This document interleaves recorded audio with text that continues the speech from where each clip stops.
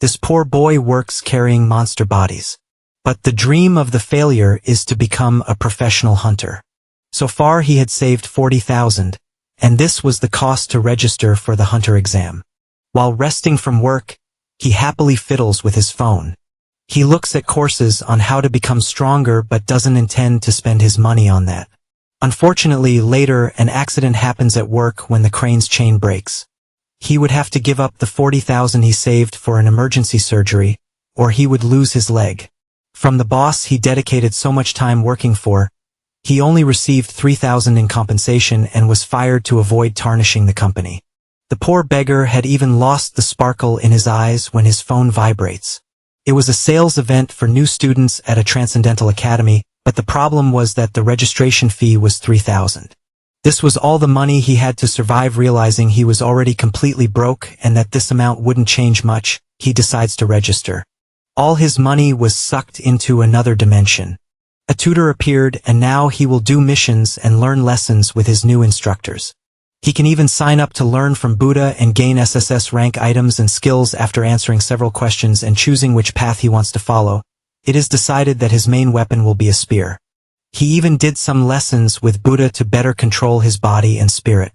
A week later, the doctor was incredulous that the boy had already recovered. In his 30 years of profession, he had never seen anything like it. Of course, this is all thanks to Buddha's lessons, and with only 1-3 learning, he was already effective at this point. His next teacher was Chiron, a centaur who taught everyone on Olympus, thinking it would be something easy again just like it was with Buddha. He was calm. But suddenly Chiron shouts for him to get up and start. A mission arises. He needs to run 30 kilometers, do 1,000 squats, 300 push-ups, 300 sit-ups, and 150 pull-ups. Initially, he only thinks about ignoring that, but the message keeps notifying every hour saying that the task is incomplete. He thinks he will do this later and learn other lessons first, but soon realizes that the free part of the course will only last another 83 days. A moment later, he is in the park running while crying as he realizes that 1 hour will expire and he has to make the most of it. Of course, carrying all those monsters gave him some strength. Soon he started increasing the number of push-ups he was doing.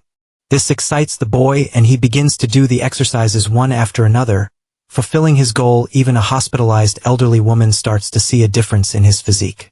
This time, he will definitely become a hunter. Returning to his residence, Kim Seojun is exhausted. But there is no time to rest, and he quickly signs up for a new lesson. This time, he will learn about sense. His progress continues to grow. The next morning, he returns to work asking for a new chance since there is no choice. While he was in the dormitory, his work friend enters through the back door as a work joke. He was going to hit the boy, but he dodges without even looking back. Both were impressed by the situation. And of course, this was due to the sense training he had the night before.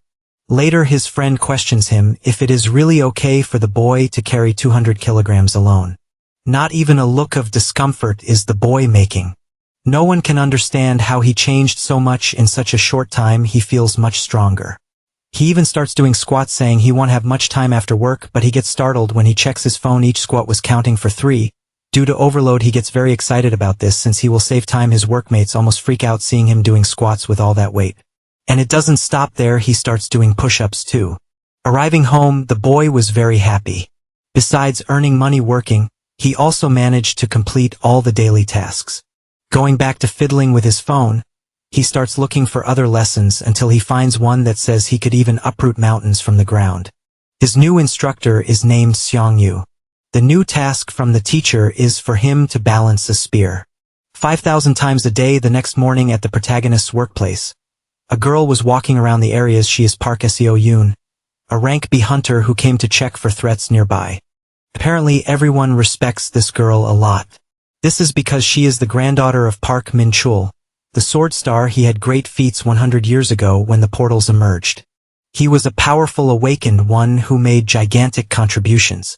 Considered a true hero in this world, but that is not currently the protagonist's concern, who just wants to do his squats with monsters.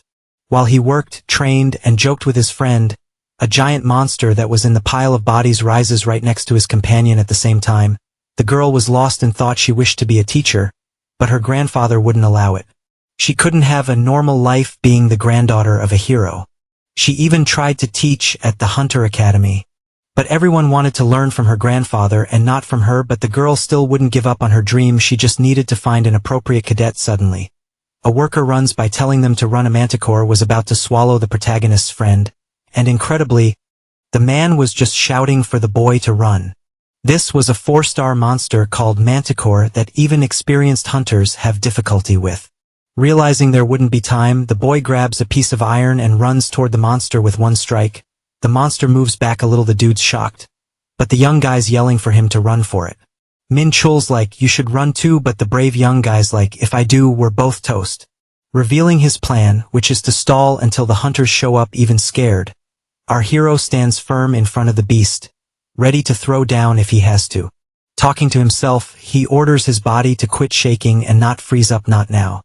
Suddenly, Buddha's wise words pop into his head, calming him down. Listening closely, the young guy knows he needs to chill his emotions, just like his shaky, scared heart.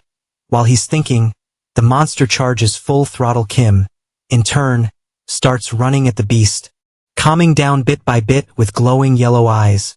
The manticore raises its paw, ready to strike first. Remembering Ki Ran's lesson, the young guy knows he has to trust his instincts. The plan works, and he dodges the monster's claws like a pro. Jumping back to get some space, suddenly the enemy lifts its scorpion tail, and the young guy jumps quick cause he knows before reacting. He has to trust his instincts until he spots a weak point, which is the creature's head.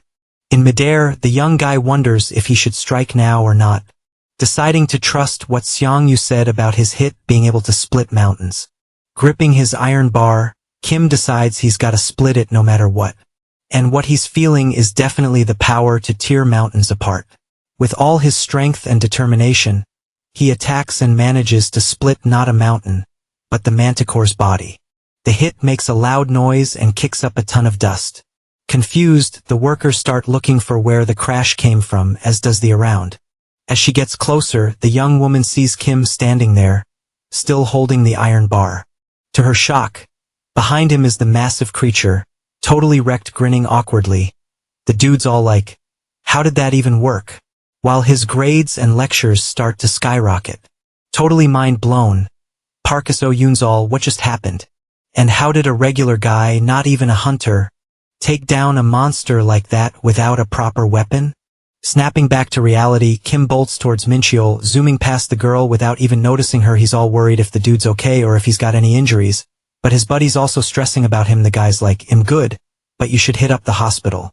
Meanwhile, the kid's boss is trying to introduce him to the hunter, but everyone's all over him, giving him props for the epic win. Jaw dropped, Park So-yoon's like, I finally found him. Leaving the dude behind her all puzzled in her head, she's like, finally found the right cadet. As the workday wraps up and everyone bounces strolling down the street, Kim Seo-joon checks his phone and gets a shocker. His lecture progress is off the charts. Way better than just replaying classes. He's thinking, this has gotta be cause I took down a manticore. So, the best way to level up in lectures is to use what he learned in real battles. His only snag is needing a temporary license for raids, which means joining a hunter academy. Out of nowhere, a voice snaps him back to reality. Turning around, he spots the Sword Star's granddaughter asking if he's got time to chat. Even though he's a bit sus, Kim's like, sure, spill it. Straight to the point, Park Seo-yoon asks if he'd visit her grandpa with her. People nearby are like, no way, especially when the dude's answer is a big fat no. Stunned, the girl's trying to wrap her head around the rejection while the dude's like, peace out. She begs him to wait, but our guy just wants to get home and binge his lectures. Feeling awkward, the hunter's like, never been in this spot in my 31 years? The dude turns back and explains he said no, cause her academy's basically just on paper. Curious, the girl's wondering who this guy is, doing weird workouts and still taking down a manticore. Trying to win him over, Park Seo-yoon's like, we've got all the gear you need. But he's not buying it as a last-ditch effort. She asks if he'd be down to learn from her grandpa. But the dude's like, nah, doesn't matter, leaving her even more puzzled. Not wanting to let him go, she yells, asking about the written test, but he's like, I got this. Then she asks how he plans to raid without being in a hunter academy. The dude's like, joining your academy won't change anything since it's not government approved.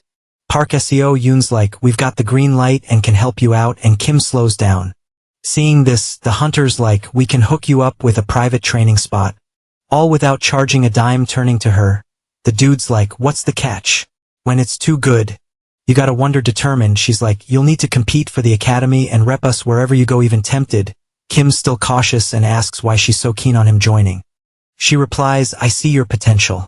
They both grin, and the dude's vibing with what he hears. They'll have a pro relationship using each other's skills, and the dude's like, deal. Extending his hand, Park Seo-yoon does the same, and they shake on it, sealing the deal. Next day, Kim's phone's buzzing. It's Mr. Mincheol asking what he did to make the work leader switch up so fast. The dude remembers it was the favor he asked the hunter, but asks if the firing wasn't just dodging duties. Laughing, his buddy's like, nah, he'd never do that, but him being gone is a win. Then asks if the dude's headed to the Hunter Academy yet. Call ends, and Park Seo-yoon rolls up, handing him the temporary license. The young dude's jaw drops when he hears the document was issued just yesterday. He thanks her, still kinda doubting if it's for real. Buzzing with excitement, he admits he's no hunter, but taking that first step feels epic. Kim's all eager to learn and asks the girl if she can show him the ropes for raids. She's like, nah, you don't need that, which totally throws him off. She points to some weapons, telling him to pick whichever feels right, and then they're off. At the spot, the hunter mentions she booked it. Thinking he'd need it, Kim kicks off his battle with a rat-like creature. He pauses to ask why Park Seo-yoon tagged along into the dungeon.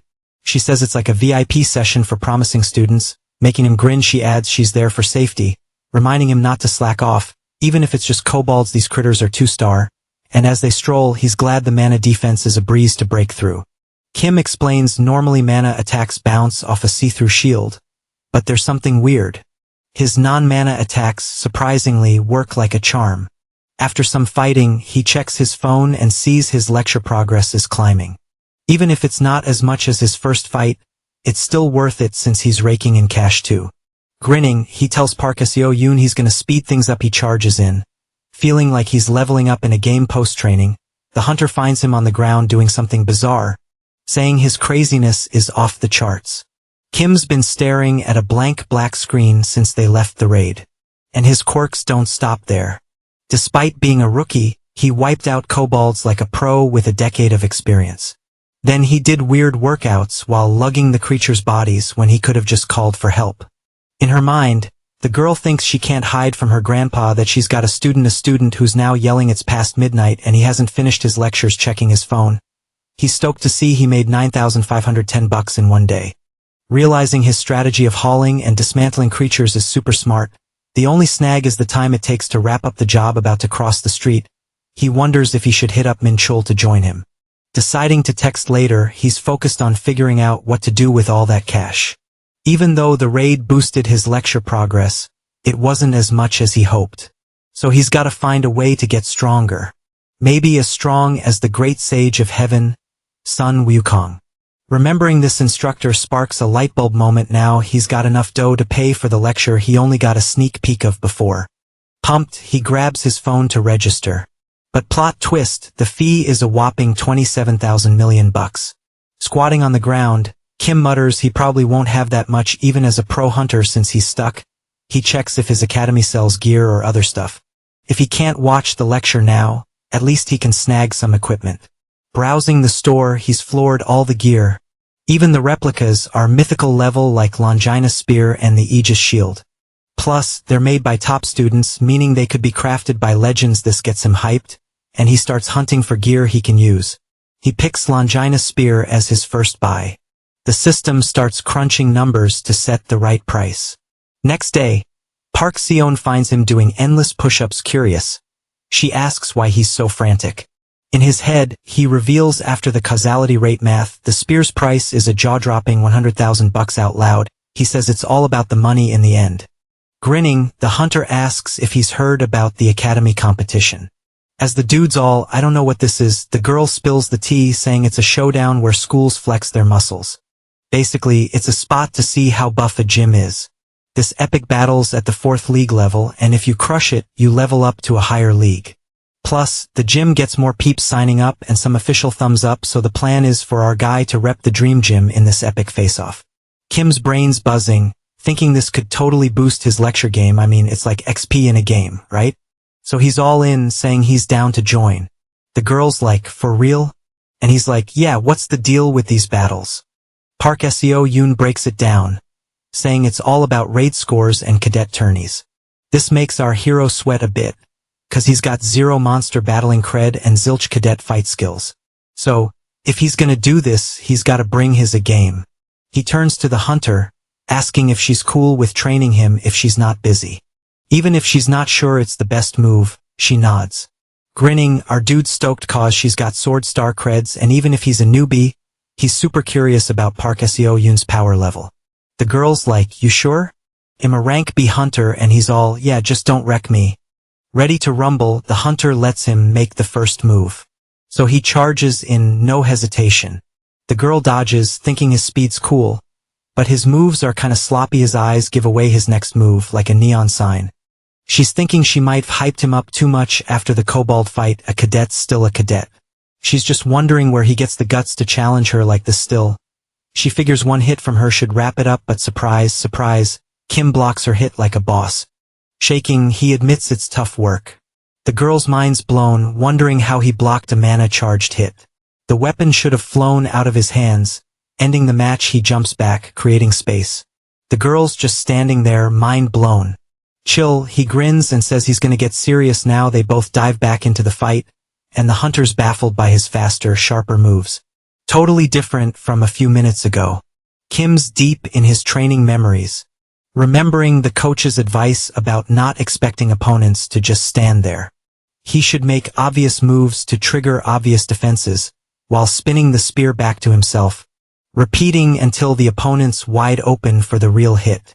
So when the moment's right, he just needs to go all out. The hunter's shocked as he charges full throttle, realizing she's in trouble. A crash, then a burst of blue lightning. Still on her feet, she's trying to figure out what just went down, seeing her student against a cracked wall.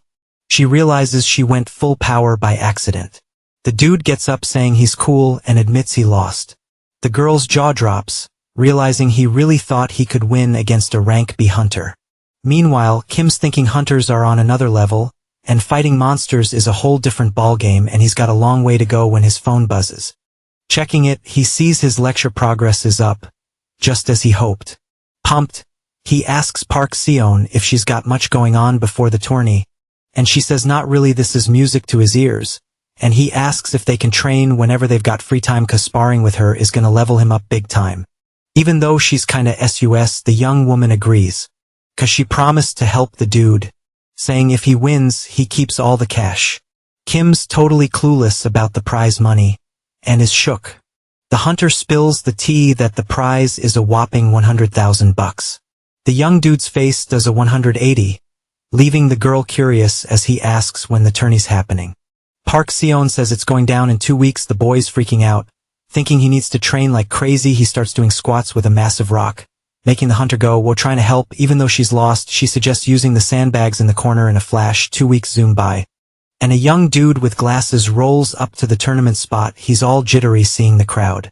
He thinks it's wild for regular folks to see hunters battling, and even government peeps might be there. He rolls up to an organizer, deciding to quit stalling and dive in.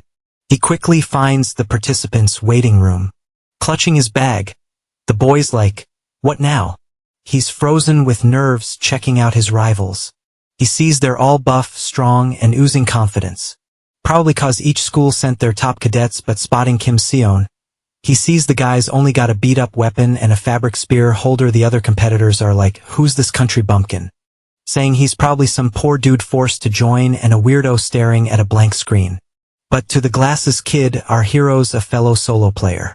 Gathering his nerve, he goes over and says hi to Kim. He introduces himself as Lee Mingi, also a natural awakened even though he's shy. He asks if he can chill near our friendly guy, who says sure after introducing himself too. Chatting about the other competitors, Lee points out the axe dude, Jang Dukshul, a big shot from Gochuri Academy. The guy's beefing with Lee Chulman, a star from Mint Academy. Kim's confused why the dude's explaining so much when he didn't even ask.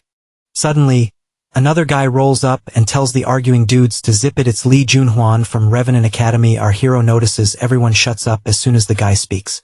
Lee Mingi says he thinks the guys already won the tournament cause he didn't even want to join, saying the comp was weak. Plus, he turned down a recruitment offer from the Sword Star's granddaughter. The glasses kid says he doesn't know why, but if the guy refused, he must be super confident. We dive into Lee Junhwan's thoughts, and he's fuming about being in the tournament he only joined cause his uncle wanted him to take his academy to the 3rd league at least once, but even if he wins, he gets nada, so he should have taken Park Seo-yoon's offer. Even if her academy's unknown, she's still the Sword Star's granddaughter and could be handy. Suddenly, a noise grabs his attention. He turns and sees Kim staring at him hard, wondering who this nobody is. Meanwhile, our hero's thinking about how much his skills would level up if they fought. An announcement cuts in, saying the first match is starting and all cadets should get ready. Hearing this makes Lee Mingi nervous. While Kim stands up silently, our boy's feeling good about his prep over the last 2 weeks after all. He's got real-life experience from raids and fights with Park Seo-yoon, so whether it's monster hunting or dueling, he's ready. But surprise, surprise, the first match is a race in the dungeon maze. They announce the first round's about to kick off. A boy waves to the young man who's a level up and grabs his attention. The man heads over but bumps into a woman first, getting annoyed cause it's so packed. He says sorry for the bump. As he gets closer to the young man, he's asked if he knew the woman, and the man says nah, but she looked a lot like someone he knows. Alright, buckle up, cause this is gonna be epic. So, the kid jumps right in, spilling the deets on the first round of the tournament. The dudes all bet there are monsters in this maze and says hunting them is the key to busting out of there. He figures it's a test to see who's got the mad skills for dungeon raids. Watching the action, he notes the cadets are bringing their A game. Everyone's hyped, eyes glued to the battle, and the 2 boys are buzzing about how it's a total thrill ride. They're all, Lee Junhwan's got this in the bag, while a girl in a cap listens and she's getting jittery, wondering why the guy's even there. Then she catches the boy sneaking peeks at her and freaks, hoping she stays under the radar. In the heat of battle, a competitor tries to smash a wall, but realizes it's a no-go. He ponders, thinking he's got to do it the old-school way, and if he could use his mountain-crushing power a few times, he'd totally wreck that wall. Scanning the path, he spots a fork with 3 ways to go. He's all, what's the basic maze hack? And veers left. Suddenly, something grabs his attention, and he gets this wild feeling, clueless about it. He's all confused and lost. He's like, I gotta go the other way, not left, trusting his gut instinct. He takes a few steps, unsure if he's doing the right thing, but he rolls with his gut feeling anyway.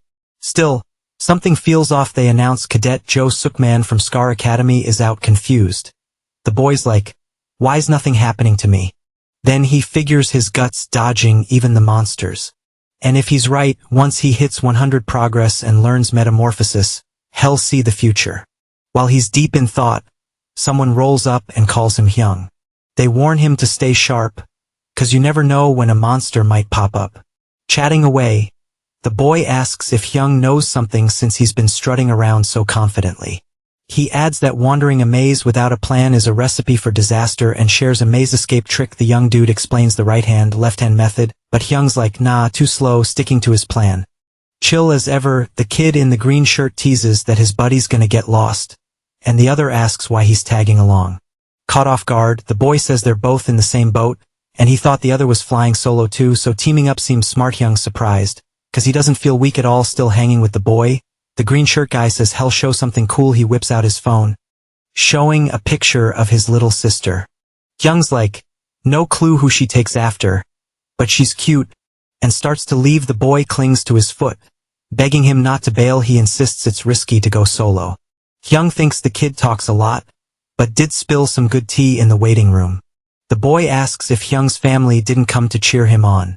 Feeling awkward, Hyung admits his parents are gone, and it's just him and his sis now. Then he realizes he might have overshared and made things awkward. Knowing he can't ditch the kid, he says he can tag along. But he makes it clear the top prize is his, so they're not a team. Hyung speeds up, leaving the green shirt guy struggling to keep up laughing. Hyung reminds him he wanted to follow. The kid's shocked, thinking Hyung's too confident to wander without a plan. It's like he already knows the way. They hit a dead end, and the boy barely keeps up. He calls out to Seojin, asking if this is it. Then Hyung casually pushes the wall, leaving the other dude stunned. They announce the first to finish the maze did it in just 27 minutes. In the crowd, everyone's jaws hit the floor. wondering how someone finished so fast. Eyes on the winner and surprise. Is Seojin Hyung. Meanwhile, the dude strolls out of the maze, claiming he didn't see any monsters. A spooked Lee Minji can't wrap his head around how his buddy was so speedy. Results drop, confirming Kim Seojin's win. Nobody buys it, they're all shook, thinking maybe the kids got some secret sauce chatters buzzing, and our main guy's getting annoyed by all the whispers. Suddenly he spots a red-haired dude standing right in front of him. It's Lee Junhwan. And boom, the whispers hit pause clueless. The young dude wonders if the guy's got something to spill. But nah, he just asks to pass by and bounces without a word. Chatter's back, and they're saying he just got lucky the tournament boss shows up, ready to spill the deets on round 2. He says it's gonna be a 1v1 showdown, no mana tricks allowed. But hey, body reinforcement with Mona's cool. Plus, if the judges think a cadet's toast, they'll call it 32 folks made it through round 1, and Seojin's curious about the matchups. The organizer's about to reveal the pairs, but a kid raises his hand and says he's out of there, quitting the competition nearby. A girl in a cap's relieved, thinking she almost got busted. She ponders Seojin's first place, deciding to chill until things settle, but then a convo catches her ear. She tunes in, hearing dudes chat about the tourney starting at the semis, even with 32 peeps. They say it's 'cause half the folks bailed, and start wondering why the girl figures they're gamblers, hearing them suggest quitting since Lee Junhwan's got it in the bag. Then a mysterious figure rolls up with a suitcase full of cash, betting $1 million on Kim Seojin. Everyone's floored, asking if she's for real. They call Hyung a lucky kid from some no-name academy dream. Curious, the girl wonders who this mystery person is. Flashback time, showing a boy saying he's out of the tourney. Minji whispers, it's common in League 4 for folks to drop out. Whispers fly, mostly about Lee Junhwan and how he leaves folks limping. And that there are beasts in the comp, making others just stepping stones for the big leagues. So, the dudes decide to bail. Quickly, everyone steps up, saying they're out too. Only 5 brave souls remain. With that, the matchups are set. First up, Kim Seojin versus Jang Dukshul. Next, Lee Junhwan versus Lee Minji. While Lee Chulman gets a free pass deep in thought, the main guy wonders if he'd top the charts if they hit the finals. Shaking, Mingi's a bundle of nerves, and the main guy asks why. But Seojin's chill, not sweating it. He asks his buddy if he's losing before even throwing a punch. And if so, maybe he should bail too. Despite the pep talk, the young guy says he can't quit, and the tourney's ready to roll. The called cadets gotta head to the arena. The main guy's on his way, but Minji grabs his arm. He asks if the dude's worried. But the guy's cool, just wondering how much XP he's worth. The answer leaves Minji puzzled, and Seojin promises to be back soon. They announce the 63rd Academy Showdown's about to kick off, only the toughest left standing. Entering the arena, the main guy thinks it's wild how everyone bailed. They lay down the rules for the match and introduce the opponent. Dukshul's all cocky, saying he made it just to face him. They give the go-ahead for round 2. Annoyed, the axe-wielding giant says Seojin's gonna regret it and charges in. Nearby, Minji spots the fight starting, wondering if his buddy's got this, but then he realizes it's not the time to worry about others. He decides to focus on his own battle against Lee Junhwan, and remembers his buddy's words, asking if he'd worry about losing before even trying. Then Minji starts thinking it's not just Yang Dukshul and Lee Chulman he's up against, but also cadets from big shot academies. Feeling scared, he thinks maybe he should just quit. But then his eyes lock onto the battlefield, and he sees the fight was over in a flash. And boom, Kim Seojin was the champ of that battle. Chulman calls the opponents trash and says they're just having fun playing with each other. The story rewinds to show the boys fight. The opponent grabs his weapon and charges in for the attack. As expected, Cadet Dukshul's got mad strength. But Cadet Seojin is dodging those attacks like it's no big deal. Everyone sees he didn't make it to round 2 just by luck. Dukshul keeps attacking like a machine, but his energy's dropping, yet the boy's defending like it's nothing. Annoyed, the dude asks why his attacks aren't landing. He decides to go for a mega hit and yells, asking if the hero can dodge it.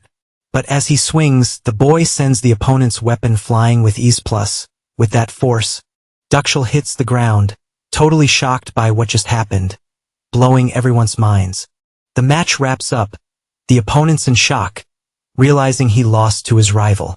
After the win, Hyung checks his phone, bummed that the progress bar barely moved. He also sees the free license days are ticking down. Kim Seojin knows he's gotta hustle to buy a weapon and renew the free license, so he figures he's gotta win that cash prize, no other way. Back in the room, he sees Minji all jittery and asks why, while the boy says he's freaked out by his friend's power. Laughing, Hyung asks when he ever said he was weak still. The buddy says it was epic, but the convo gets cut off with the second fight announcement. They call Lee Minji and Lee Junhwan teasing. The red-haired boy bumps the opponent and tells him to move before hitting the battlefield. Minji calls Kim Seojin and asks if he remembers saying they were similar. The boy confirms that when he met his friend in the labyrinth, he felt a bond and was stoked to see his buddy beat the rival. Still chatting, he admits he's a guy with no luck, no talent, and not super strong. But he dreams of being a big bro his sis can be proud of. They call for Minji again and he says he's coming before leaving. The hero tells him to give it his all and shouts, promising to see his buddy in the finals. Nervous, the kid in the green shirt repeats to himself that he can do it. Annoyed, Junhwan asks what the opponent's mumbling about. The judge says he'll go over the rules again before the fight kicks off. Ready to rumble, the red-haired boy stares at Minji, and he shakes with fear. Junhwan thinks he can tell without fighting that the opponent's just prey. A useless dude who only knows how to get hunted, a creature at the bottom of the food chain, and that he's nothing but a snack for a predator like him. Still in his head, the boy thinks the opponent got there by luck and should know his place. He also figures he should have come first in both tournaments since he's way different from those he calls trash. Holding a sword, the red-haired kid wonders what the heck that was, and if that useless pest really thought he could win. Impatient, he asks the ref when they can start. The narrator gets ready to announce the second round of the tournament. Minji thinks if his friend did it, he can too, but Junhwan's hyped and says there's no point dragging out the tournament. The order's given to start the fight. The red-haired boy doesn't waste a second and attacks, saying he'll wrap it up in a flash. As expected, the boy kicks off with fury and quick, sharp attacks. On the flip side, Cadet Minji seems cornered and might not meet expectations. Teasing, Junhwan says if the opponent's a pest, he should act like one. The attack's super strong and makes the boy with glasses bleed in pain. He drops to the ground. Down, Minji wonders if he'll lose the duel, and he thinks it's not about winning or losing and figures he stands no chance against the opponent. But his thoughts start to shift, and he thinks about the pride he wants to give his little sister. He keeps saying he wants to be as strong as Seo Junhyung, like on repeat. Then, out of nowhere, he starts getting up, and everyone's jaws hit the floor. Fueled by the win or nothing vibe, he figures one good hit is all he needs. Facing Junhwan, he's all about making sure his attack lands. He charges with his sword, swings, but can't go full power flat on the ground. The narrator hands the win to the red-haired dude. In the stands, everyone's buzzing about what just went down, throwing in their 2 cents. The whispers keep going as the rivals stare each other down. Some folks crack jokes about Junhwan showing off after beating a weakling. They're not buying his hype. Feeling the heat, the boy tells the ref he's out. Then he knees the guy on the floor, right in the face. Ticked off, he's done with this circus and calls the tournament a joke for letting fools in. The ref's like, why dude? The fight's over and says he'll step in if it keeps up. He's like, I'm outta here, and wonders if anyone else is sick of the clowns in the ring. Still fuming, he stomps on the down guy's head, and he's about to throw another punch when the hero jumps in to save his buddy. Hyung's been waiting, but since they're gonna clash in the finals anyway, he's jumping the gun, saying the jerk deserves a smackdown right now. Seojun yells for the dude to back off. He's confused, so the hero's like, get your foot off my friend's head, bro. All cocky, he's like, what if I don't? Then he gets shoved hard by the hero, who rushes to check on Minji, asking if he's awake. Junhwan's all sarcastic, calling it a touching tale of losers. Seeing his buddy waking up, the hero charges and demands to know why he stomped on his friend. The guy's like, because he's a loser who doesn't know his place, staring him down. The hero asks if losers can't dream, but the guy just keeps mocking. In the stands, people are buzzing about the chaos, wondering why no one's stepping in. The refs are like, why can't we stop this? But say it's orders from above. The girl in the cap watches the fight, whispering Seojin's name. In the heat of it, the hero's like, didn't know you were this dumb. Junhwan's all, let me school you, loser, only the strong survive.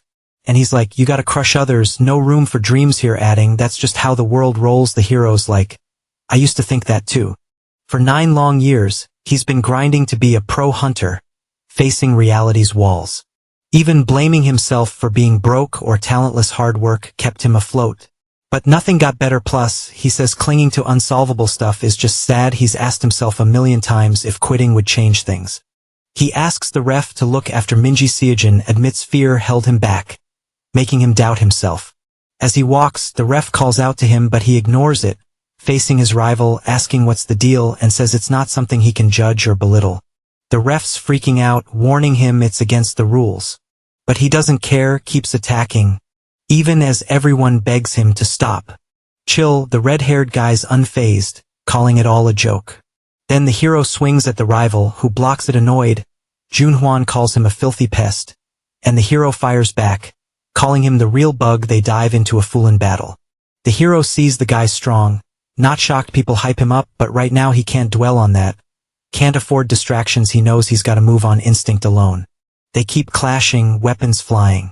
The ref's still trying to step in, asking what's the point, while the red-haired guy tells him to back off. And he thinks he sees predator eyes in the guy he calls a filthy pest, so this dude's all PFT. Anyone can chat about dreams like that. But he's curious if the other guy will keep yapping when reality hits, while throwing a punch. Boom, the main dude blocks it and everyone's jaws drop. Junhwan's like, wait, did I just imagine that? And he's all, this kid's leveling up with every block. It's like watching a monster grow right in front of him. The fight's getting crazier by the second. Out of nowhere, the main dude shoves the other guy, who goes full rage mode. No chill, he whips out a sword with aura, leaving Seojin shook. The kid's thinking he's toast since he can't even control mana yet. Everyone's freaking out, yelling for Junhwan to chill, trying to stop the kid who's lost it, threatening to KO the other guy knowing it's risky. The main dude's brain says, run, dude, run, but his heart's not into it. He feels like running means ditching everything he's worked for. They chat about the Chu Kingdom and the tunes blasting from everywhere. He recalls a student asking why he soloed the enemy line, and they were spot on. 'Cause it was a done deal, a lost cause, no way out alive. He admits it was the first time he was scared stiff, thinking he might lose. Still, he fought 'cause it was a must-do. He goes on, saying even if losing's a sure thing, you gotta fight and believe in a win. Shang Yu fought. They warn that even with mountain-crushing power, he can't win. Without it he lost. And that's how he became the Hegemon King. The power to crush mountains started moving them, and the spirit to change the world will rule it. Pumped up, the main dude decides to fight and charges at the opponent fearless. The red-haired kid's all, I'm a predator and you're toast. Then he rushes in, telling the opponent to just drop already. A wild battle kicks off with epic blows flying everywhere. The hits are so intense. Everyone in the arena's knocked down and smokes everywhere. Everyone's buzzing, wondering who snagged the win. As the dust clears, they spot Seojin standing, while the other guy's down, looking rough. The crowd goes nuts at the epic scene. Everyone's chanting the main dude's name together. The girl in the cap's mind blown, knowing 2 weeks ago, the kid couldn't even handle an imbued sword, and now he's rocking an aura spear. As she checks out the battlefield, she spots a mysterious figure nearby. She recognizes it's the person she saw at the betting center earlier. Then the hood drops, revealing the mysterious bettor's face, who's all, how's this even possible? The girl's like, yeah, I'm surprised too, but chill, dude. And she's all, you're acting like some cosmic rule just got wrecked. Still pondering, she remembers the guy bet on Seojin, and when she looks, poof, he's gone. The girl's stunned to see the guy vanished. Battered, the main dude meets a guy who says he's been booted, and even though the opponent went overboard, he had already bailed from the tournament.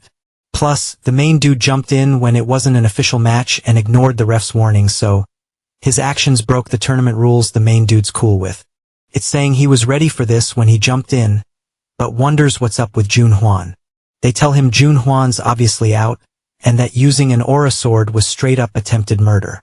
Plus, he's probably getting banned from the exam for 5 years because of all this. Lee Chul-min snagged the tournament win by default, with Minji in second and Duke in third. After all the chaos, Seojin checks his progress rate and thinks it's all good since it shot up big time. He notices it skyrocketed during the fight with Junhwan, and Xiangye's lecture progress hit over 50. The kid recalls the weird power he felt before and thinks it might have popped up thanks to the lecture rate. Decided, he's thinking about catching another lecture when someone taps his shoulder. It's Miss Seojin calling for him, worried. She asks if he's hurt and if he's okay. Seeing he's chill, the girl feels relieved. The main dude says sorry to the girl and she's all confused. He mentions he could have won but got sidetracked, And she's like, no need to apologize, she just wants to know if he's okay and thought he was all about that cash prize. The boy admits it's true, and Seo Yoon realizes he totally spaced on it. Then she asks what he was going to do with the prize money. Seo Joon says he wanted to snag a weapon, but he's chill with not getting the cash still. He admits he'd be lying if he said he didn't regret it, but he'd regret not stepping in even more. He starts saying the money thing will sort itself out, but Minji interrupts, calling his name. The boy, looking pretty beat up, comes over and asks if his buddy's leaving, and he says that's the plan. Thinking hard, the boy in the green shirt wonders if he'll be like his friend if he keeps grinding. Seo Joon honestly says it's going to be tough, and he thinks Mingi's skills are way behind for going pro as a hunter. Hard work can do wonders, but the world can be a real beast. He advises the boy not to get too hung up on being a hunter, but he can totally rock something else. Minji agrees his friend is spot on, then he says he just came to say goodbye, feeling all the feels. He thanks Hyung for everything before heading out. The main dude tells him not to get bummed out and not to let anyone say he can't do it. People will say he can't and that he'll never make it, but he needs to remember that others' opinions aren't the real deal, and if he wants something, he should go all out for it. After the pep talk, Minji says he'll come back to visit with his sis someday. Seo Yoon says that side of the boy caught her off guard, and she loves how he jumps into things uninvited, and that's why she's a fan. Then the main dude realizes he should have told the boy about Dream Academy. He keeps moving while Seo Yoon thinks about how he talked about the academy like it was theirs. Then she yells that the friend has worked hard and shall buy him a weapon. Somewhere else, a young guy shows up and asks if the director's around. They nod but say he's meditating. The young guy says it's urgent and they need to let him know he's there. Ignoring the guards, he barges in and tells the director he's Seo Munshul. Annoyed, the director says he made it clear not to let anyone in, and asks if the guy's ignoring his orders. With that, Munshul starts feeling the heat and can't move. Struggling to speak, he says Ms. Seo Yoon was in the recent academy tournament. The info leaves the director puzzled, wondering if he heard right. They say they're still gathering details, but it seems she recruited a new student. The guy says he can handle it, but the director says no way, he needs to see what this new guy's all about. A building pops up and someone's counting it's Seo Joon training, and after finishing, he says he nailed the daily task. Ms. Seo Yoon shows up and stands behind him. He turns and says he can tell when someone's staring at him hard from behind. The girl says he was super picky at the equipment shop and didn't buy anything. The main dude says he thought the gear was a bit over the top. A bit annoyed, she says he's not the type to say no or care about others' opinions, but he thinks he can't settle for regular weapons after seeing transcendent ones. He figures instead of buying a spear, he could ask for 20,000 in cash. The girl reminds him she was footing the bill and chances like that don't come often. Continuing, she asks what kind of mana cultivation technique he uses, and that he needs to learn a technique to handle mana. Seo Yoon explains that since he beats monsters, he clearly can handle mana, and since he fought in the tournament, he doesn't seem low class. The info leaves him a bit puzzled since he never learned any cultivation technique. They explain what they mean by talking about mana cultivation techniques, and there are so many different forms, split into high class and low class based on how efficient they are. Every hunter's got their own special moves, some even have patents like they're inventors or something. Seo Yoon thinks that's why he tried to get into a fancy academy, but he asks the girl if they teach that technique there. She says nope, her grandpa banned it like it's some forbidden magic. But she spills the beans on a technique she made up herself. The info blows the protagonist's mind, and he asks if she really did it solo, and she nods. She wonders why he's asking, and he says he's just curious. No biggie, honestly, he thought she was talentless or maybe hyped up to Sword Saint levels. But he knows she's right, 'cause mana cultivation is Hunter 101. The protagonist knows he's got time to chill and hit another lecture, so he picks one about mana. Annoyed 'cause he dodged her question, the girl bails on him confused. Seo Yoon asks where she's off to and she says she's got stuff to do. Joking, the protagonist says he's shocked she's got plans. Seriously. She tells him to lock up if he leaves before she's back. He says no worries, and starts thinking about which lecture to hit next. Before that, he wonders when the mentor will show up, 'cause that'd be super helpful. After leaving, the girl feels bummed and admits she's been kinda bored lately. They start explaining what mana is. In a world with strict rules, mana's like the ultimate rule breaker. They tell the boy that once he gets mana, he'll see the world differently. Focused, the lecture rolls on, and they say once he finishes, he'll get the sermon. The protagonist feels like he's gonna go nuts, But in a different way than those Buddha talks in class, the instructor says no more hand-holding, it's time to DIY. The daily task, make 1,000 mana orbs. Determined, Seo Jun thinks he should at least give it a shot. He figures he can do it thanks to Karen's lessons. Feeling and controlling mana isn't too hard but focused. He admits it's tricky cause he can feel mana but can't shape it yet. In the lecture, they say using mana is linking the mind's world to the real world. And that he's taking something imagined and making it real by tricking the world. Bringing it to life like it's following nature's rules. The best example? Nowhere else but here.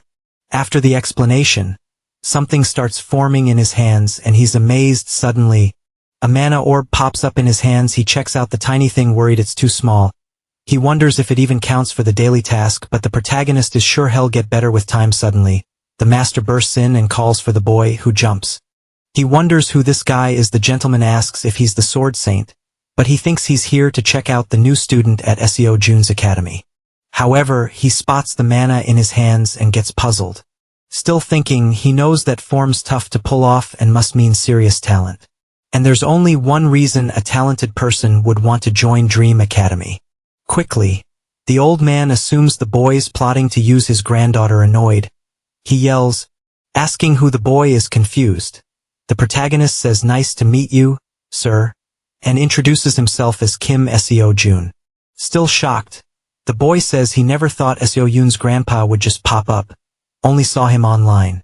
Then he asks if he came to see his granddaughter, but she just left. The old man stays grumpy, and the boy realizes he wasn't there for her. Confused, the master asks how the protagonist's so chill. And he explains he's giving off killer vibes, and only in Glass Hunter wouldn't be frozen. Seo Jun is puzzled and asks if that's the unwavering heart's effect. While the grandpa asks his purpose, they're not getting it. The main dude asks the old guy what he means by that. To speed things up, the old guy says someone like the boy would be welcome anywhere, so he's confused why he's near Seo Jun. Freaked out by what he sees, the boy says there's a huge mix-up going on. He knows the situation is pretty sketchy. The old guy decides to attack and throw some major power at the young dude. Stressed out, Seo Jun tries to defend himself as best as he can. Meanwhile, at the temple, the girl shows up and is shocked her grandpa isn't there. She asks when he'll be back, but the secretary's got no clue. Bummed out, the girl's sad because she wanted to chat with her grandpa about the boy. Meanwhile, her grandpa keeps pushing the main dude, demanding to know why he's there. At the temple, the girl keeps looking for her grandpa, thinking hard. She knows she can't keep secrets anymore and can't hide the boy. And she's decided to face the problem since it's gotta happen sooner or later. Suddenly, a young dude calls her over. It's Counselor Seo, who says it's rare to see her at the main clan's crib. But he was about to hit her up right then. Confused, she says she came to see her grandpa. Then she finds out the director went to her academy. Panicking, she bolts out of there. No one gets why she's in such a rush. She runs as fast as she can, blaming herself for letting her guard down. And she's freaking out, thinking she can't let them meet without her there. Meanwhile, at the academy, Seo Jun's wondering what's going down. He's shocked to see the man swinging the sword without even unsheathing it. The main dude thinks he just wants to hold him back, not take him out. Still raging, the old guy keeps asking who the boy is, who swears it's just a mix-up, but the director's not buying it and says the boy showed mana and made a move, so it can't be a mix-up. Yelling, he says the boy's just spitting empty lies. Seo Jun tries to chill the old guy out, saying he doesn't know what his granddaughter said, but he gets called a scoundrel by the director, still clueless about what's happening. With lightning in his eyes, the man says he wanted to hear him out, but he knows the boy's lying. They keep staring each other down, and the main dude gets that the old guy won't listen. And he knows if the sword saint really wanted him gone, he'd be toast already. Still trying to defend himself, the boy knows the old guy's the closest to his ideals. Figuring it's a big chance for him, still on edge, the director calls the boy a scoundrel again, noticing the vibes changed. He knows he's met tons of hunters over the years, but only one whose eyes stayed fierce after facing him, and because of that, the boy must be pretty skilled. The old guy yells again, asking why the boy got close to his granddaughter. They both dive into hand-to-hand combat with swords, trying to defend himself. The main dude says he can't feel or see the opponent's moves. The attack keeps going.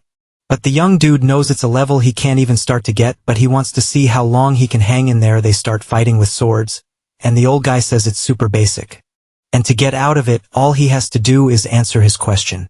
But the boy knows it's not just that and something's missing. He knows he can't let it end like that and just needs a bit more. No trick's gonna work, and his only shot is while the old guy's going easy on him. Sojin knows he's got one shot and has to wrap it up with one hit, but doesn't know how a new attack comes. And while fighting, he remembers the tips from the mana lecture. That's the best he can do right now. He lands a super strong hit, and lights flash everywhere. But the main dude ends up on his knees on the ground hurt. He says it hurt a lot while getting called a punk. The old guy says the boy's mask is off, but he defends himself, saying he got attacked first. Talking makes him hurt more, and he just wonders when Sion will be back. The boy's words make the director even more ticked off. He says he'll personally gift the boy with a one-way ticket to the afterlife. Suddenly the girl bursts through the door, yelling that she's had enough of this nonsense. In a panic, she asks what her grandpa's up to. Worried about the boy, she checks if he's okay, but sees he's all banged up. The boy says he's not seriously hurt, but man, it stings a lot. The old man, being all sarcastic, calls the boy weak, but the boy claps back. The director, super mad, asks what he's on about and calls him a rascal again. The girl figures out what's going on and gets scared. She says she's never seen anyone stand up to her grandpa and wonders why her buddy's getting smacked around. Then she begs her grandpa to stop hitting the boy. Feeling bad, she apologizes for dragging the boy into this mess, and he says it's cool, just some scratches. Still upset, she promises to explain later and asks for 1,000,000 apologies. Calmer now. Seojun says he should hit up the hospital for a checkup. Seoyun agrees and tells him not to sweat the treatment costs. The boy decides to bounce while she thanks him for understanding. Fuming, she glares at her grandpa and calls him over for a chat. The girl thinks she's ready to confront her grandpa, but face to face, she's speechless. After hearing the boy's suspicious, the young woman yells, "He's not." She gets all thoughtful, saying she's heard that for 31 years and her grandpa always ignored her. Even with the Hunter's Academy she started, she wasn't free from the old dude. He messed things up whenever she got new students. Seoyun says she knows her grandpa's tricks and why people really come there, and that's why she couldn't stop the students from leaving. But her thoughts get cut off by her grandpa, who orders her to end it all, and she says no way, concluding that Seojun is different from the rest. The grandpa asks what she said, and she replies she doesn't want to let the boy go. They start arguing, and Sion questions why everything's got to be her grandpa's way, and that the academy's hers, not the old man's. The girl thinks she has nothing with the boy, no special feelings, but feels weird whenever she sees him. She wants to hang out with him more. Annoyed, the director says it's not tantrum time, but the granddaughter keeps arguing, and says she wants to figure out what she feels for the boy. Going all in, she says she doesn't want to live in the old man's shadow forever. Soon after, she regrets it, and apologizes for yelling. But this time it wouldn't be her grandpa's way. The old man tries to call his granddaughter, but she's already out the door. He gets all thoughtful, wondering if she's ever spoken up so strongly, and that this is a dungeon break. A dragon pops out, unleashing chaos, and people in the streets run like crazy. They rush to tell the director about the incident. He remembers his son, lost to a sudden dungeon break, and decided his granddaughter would have less strength to defend herself alone. That's why he was so strict with her. Even though she hated fencing, he taught her. And even though it wasn't her dream, he kept teaching her. Controlling, the old man said she had to listen to him after years of pushing her down. He knew the gap was growing, but ignored it on purpose. And that was the result of all those years of oppression, a big rebellion. Nearby, Seojun strolls and says he's all healed up, so tasks shouldn't be a problem. As he walks, he remembers the Sword Saint's attack and thought he was a goner. And that he didn't know Miss Seojun had all that history the night before. The girl called the protagonist and spilled the tea on her story, her current situation, and her grandpa drama, as well as what happened with the past students.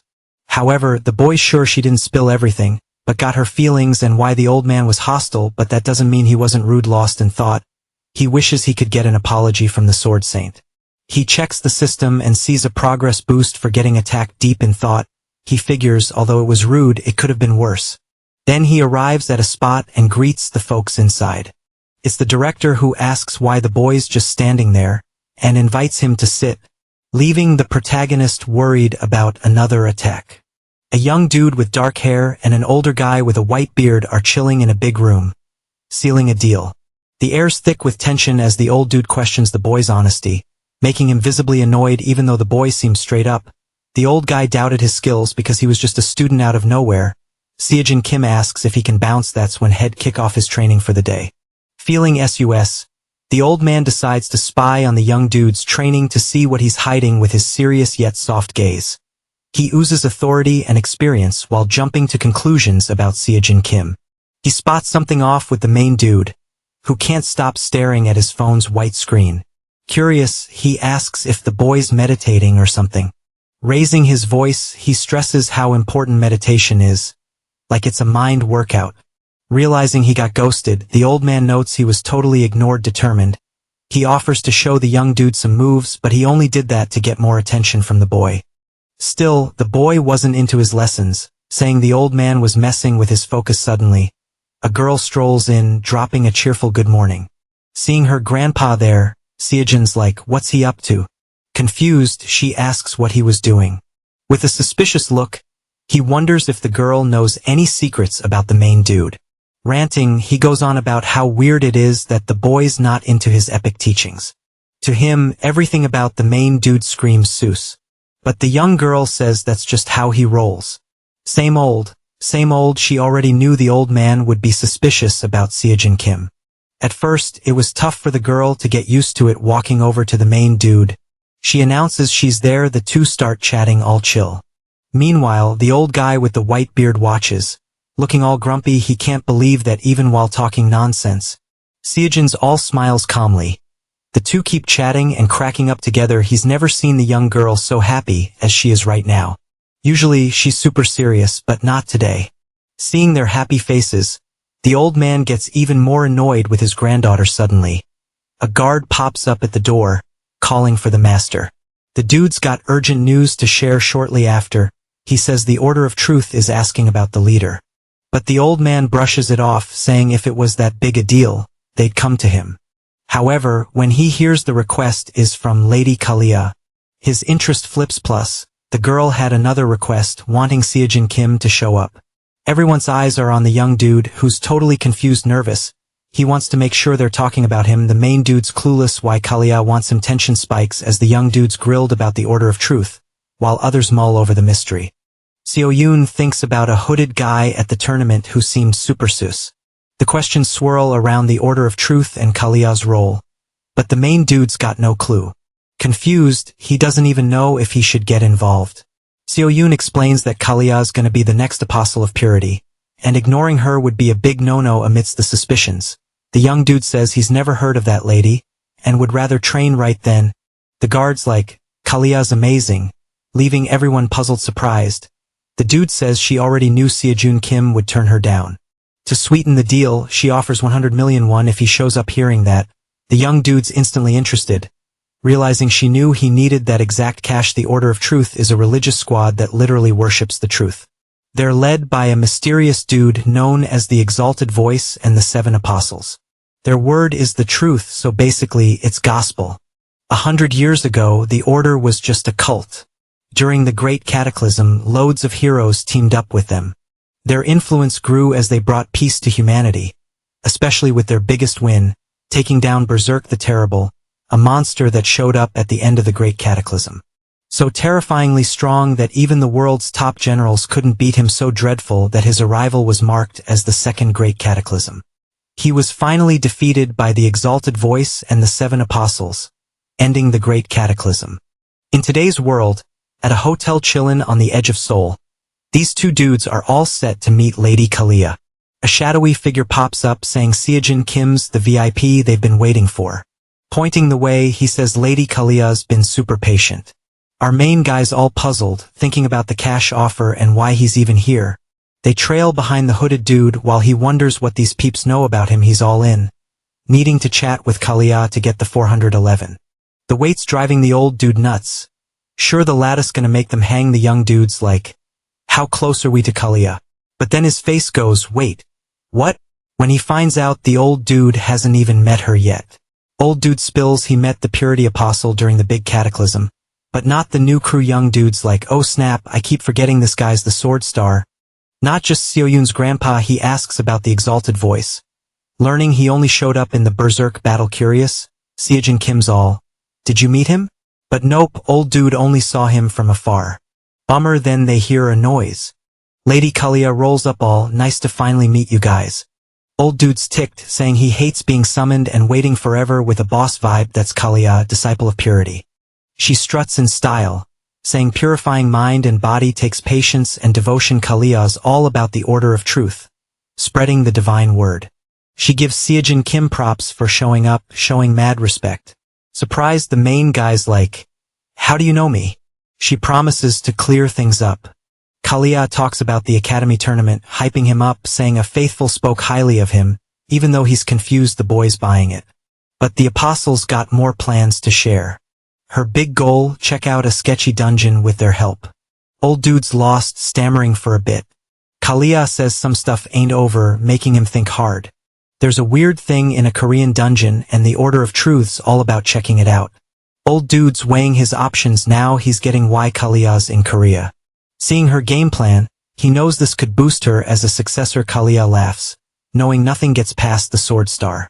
Before saying yes, he asks what's in it for him. The serious gray-haired dude hears about the Hunter Academy run by his granddaughter. His face screams rage when Kalia says the order of truth could end it all in a snap. Seeing where this is going, Seojin Kim feels his body going numb. With his granddaughter in the mix, the sword star's eyes are blazing. Kalia, poking the bear, apologizes with a cheeky grin. Old dude fires back with a furious look. In the end, the disciple leaves a favor open for later. Not trusting her words, she offers to swear by the order of truth. They both agree, making the oath of truth. Then she turns to the nervous Seojin Kim. Getting straight to it, Lady Kalia says the order of truth wants to sponsor him. He can stay at the academy, but he'll find new chances with them. Seojin's suspicious, asking what he has to give back. But Kalia, with her chill smile, says they just want to be buds. The boy thinks this nostrings deal might be trouble later. So, he decides to grill Kalia, looking for honest answers. With a kind look, she promises to answer all his questions. Suddenly, Seojin Kim mentions the transcendent, but freezes up. No point asking since he can't judge Kalia's honesty. He decides to test her another way, reaching into his pocket. Showing something on his phone, the disciple's totally captivated. Seojin Kim asks what she's seeing on the screen. She doesn't answer, still checking out the image. They say the soul's the real deal, and if that's true, the body can change. But if the soul's the same, it's still the same person.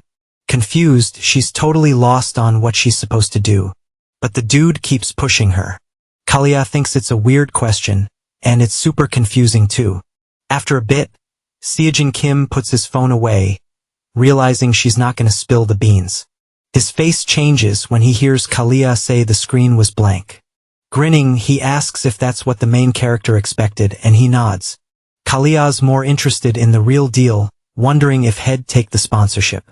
Surprising the lady, the dude says he's not feeling it right now. Scene switch and the disciples checking out the city from her window. Kulkis, her sidekick, says they couldn't track down the weird stuff. They keep chatting and Kalia's not buying what the guy saw earlier. Thinking back, she remembers Seojin Kim's moves that afternoon, feeling something was off about him. Kalia decides they should skip telling the other apostles and just watch the weirdness in the dungeon. The sidekick mentions the heroes Yongsong and Amseong are still Mia, making the lady worry. Outside, the old dude asks why he turned down the offer. Not dragging it out, Seojin Kim says something felt off. For the main guy, owing someone wasn't cool since he couldn't guess their game. Curious, the young dude wants to know what a dungeon anomaly is. If a dungeon's magic field goes wonky, it can tear open and spill everything. These days, it's rare, so most folks don't even know it can happen. Hearing it was common during the big cataclysm, Seojin gets all thoughtful. Remembering Kalia's words about something unfinished, he freaks out, but the old dude calms him down. Meanwhile, the guy heads away from Seojin's academy, not wanting any interruptions. He pauses for a second. Looking at Seojin Kim, he warns the kid not to mess around, or he'd regret it big time. The old dude with the white beard is watching the young guy, keeping tabs on his every move. When compared to Seojin for not being real about his feelings, the old dude gets ticked off. Seeing his face change with the joke, the young guy bolts to the academy. Seojin Kim knew chatting with that guy was no walk in the park. Opening the door, he announces he's back at the academy, surprising Seojin. Curious, she asks about her grandpa who went out with him, but the young guy assures her, saying she doesn't need to stress about it. The girl says sorry for her grandpa's antics, knowing he can be a handful. The girl is stunned when Seojin Kim says he trusts the man's good intentions. Even if he can't show them with determination, he says they gotta help him together. Seeing her friend's support, Seojin smiles, thankful for his help. For a moment, they're awkward, just staring at each other. Switching topics, she mentions she heard he needed cash. Thinking about recent stuff, he gets jittery after realizing he used Kalia's money to clear debts. While he was gone, Seojin did some digging and found something to help him out. It was the 24th dungeon cleaning contest, handing the phone to the young guy. He checks out the money-making chance with interest. Seojin Kim is shocked to find out about the dungeon cleaning contest with a 300 million prize. Next to him, Seo Yoon explains it's a contest to clean up old, forgotten dungeons.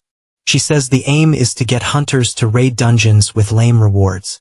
During the cataclysm, they fought out of duty. Now pro hunters chase cash, dodging ignored dungeons. Ignored dungeons make dangerous rifts, letting monsters loose, causing chaos and destruction. Even weak monsters are a threat to people, causing panic and cries for help. There used to be a group to handle this, but they wasted resources on seasoned hunters. So, the government made the dungeon cleaning contest as a backup plan. Many unclear dungeons can be tackled by students, adding a competitive edge between schools. Seo Yoon thinks the warrior could win the tournament without much hassle. Thinking about the big prize and leveling up fast, Seojin Kim agrees to join in. The hero knew the girl got his needs without him even asking. But he was pondering the fact that it was a competition. So, anything could go down and he shouldn't take it easy. Curious, he asked what the contest rules were. Seo Yoon explains it lasts a week, where the government reveals the dungeons reserved by the app. The reserved dungeons must be finished in 10 hours. If not, they're automatically cancelled. In the end, it's all about blasting through dungeons as fast as possible. Speed's the name of the game. In her explanations, the main character hits a snag. Storming the dungeon and hauling bodies, speed might not be the magic trick. Realizing the mess he made, Seo Yoon tries to clear things up, saying the invasions weren't cash cows. Spotting the dude trying to make bank with his contacts again, she's totally shook. Seo Yoon tells him to ditch that idea and focus on the big win. Now she gets his struggle stuck between the prize and the cash from the bodies. But the main guy knows the cash prize is a big deal and can't get sidetracked by small stuff. Suddenly, a light bulb goes off in his head. Checking his phone, he decides to peep the rules again. A few days later, the sky's all blue and chill on contest day. Checking the system, the dude sees his grinds paying off. Progress bars going up. While getting ready, Seo Yoon wants to make sure the warriors got the app and is good to go. The dude called a buddy to help with the mission, but the buddy's Mia. While the boys comparing him to the sword star, the guests making a slow-mo entrance. Spotting his buddy Man Cheol, the dude waves like a maniac to get noticed. Surprised, Seo Joon Kim's stoked his buddy showed up early. Man Cheol jokes he didn't want to hear any whining if he was late. Switching gears, he asks the main guy what's next on the agenda. A few days back, the dude hit up Man Cheol. The boy pitched a gig where the man would haul monsters and be his personal Uber. Seo Joon would lug the bodies and Man Cheol would handle the messy stuff since it took forever. The man was down but wanted to make sure it wasn't a buzzkill. Grinning, the warrior tells his buddy to chill, he'd be a lifesaver. Chopping up monsters for cash takes skill. And with Man Cheol on board, Seo Joon's got zero stress. Checking his phone, he sees the dungeon cleaning contest just kicked off. Saying bye to Seo Yoon, the guys head out for the gig. Man Cheol's got all the contest deets thanks to his buddy's info dump. Winning's all about hitting the biggest dungeons and it's all about speed. The two biggies are how fast you can clear a raid and how quick you can hit the dungeons. Most dungeons are just 1 or 2 star threats, so the main guy's worried about the layout shuffle. Deep in thought, the buddy listens closely to his partner's game plan. Checking the phone, he scopes out each contest dungeon and their spots. His job's to find the fastest route between them all. For SEO Jun Kim, his buddy's quicker and sharper than any GPS. So they buckle up and Man Cheol floors it in the truck. Meanwhile, Soo Jin's on supervisor duty. Checking the system, she spots a new player, SEO Jun Kim from Dream Hunters Academy. Seeing it's some random kid from a no-name school, she figures it'll take him an hour. In front of her, Man Cheol's chilling with a drink, waiting outside. The portal starts acting all weird. SEO Jun Kim pops his head out and tells his buddy he's ready to roll. Soo Jin warns it's a big no-no for anyone to help in a raid, but the player knows all the rules. Actually, his raid's already done and he asks the supervisor to double-check. Soo Jin can't believe some random kid nailed it so fast. Entering the dungeon, she sees the kid was right, bodies everywhere. Turning around, she figures the mission wrapped up in minutes. Meanwhile, he's hauling all the bodies on his back.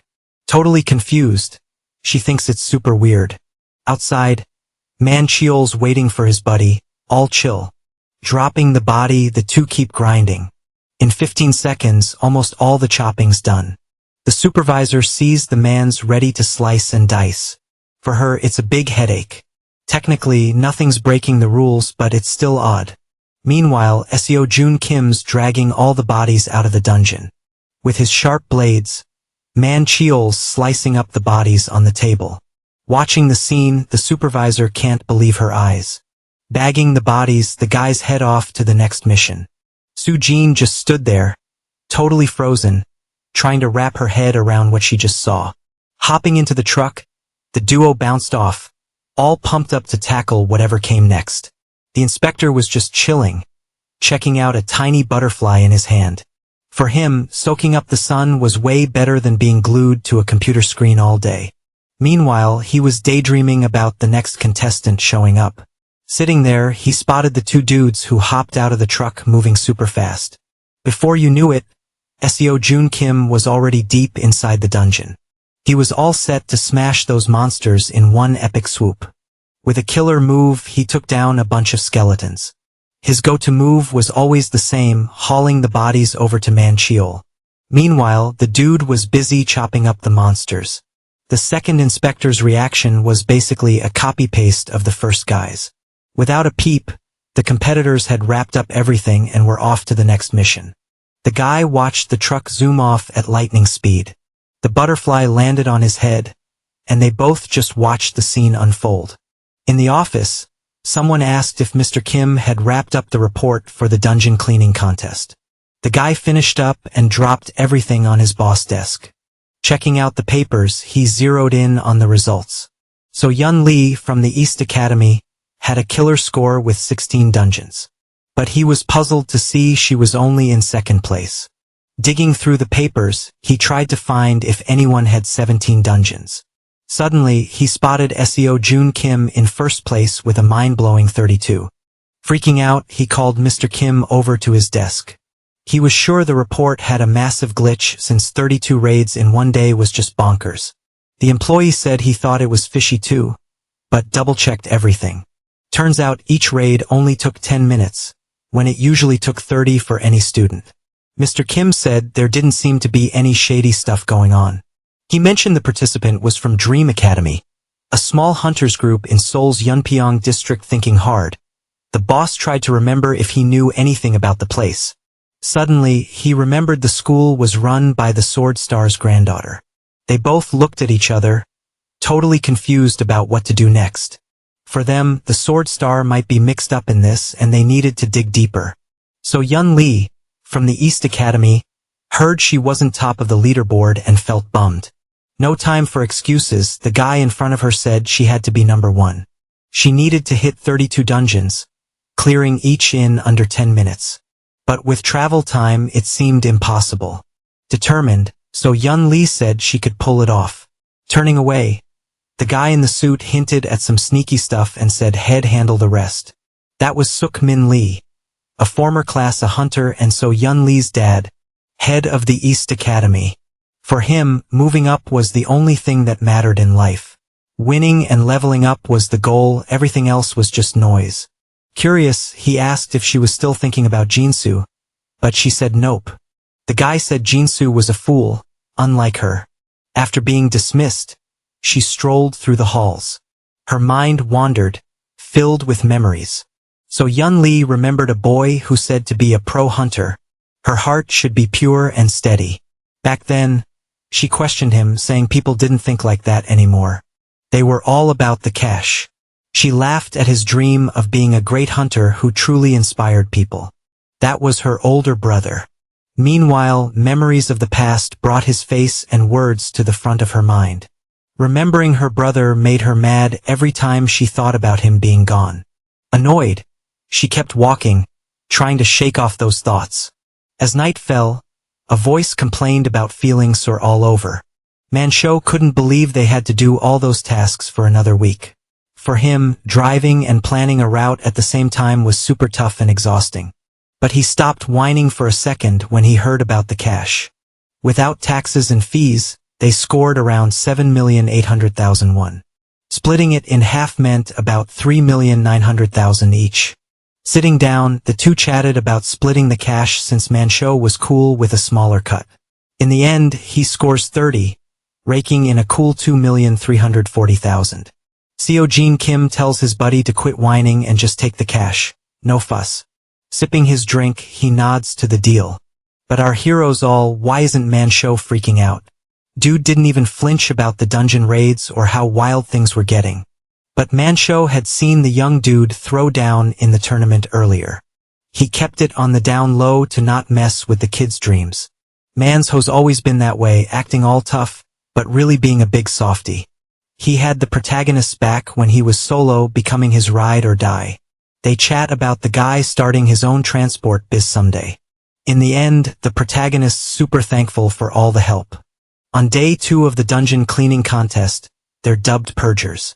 Everyone's buzzing, saying they didn't just raid dungeons, they cleaned house. Blown away by the nicknames, they mull over what the supervisor just dropped. According to the system, SEO Kim's still top dog with 73 dungeons.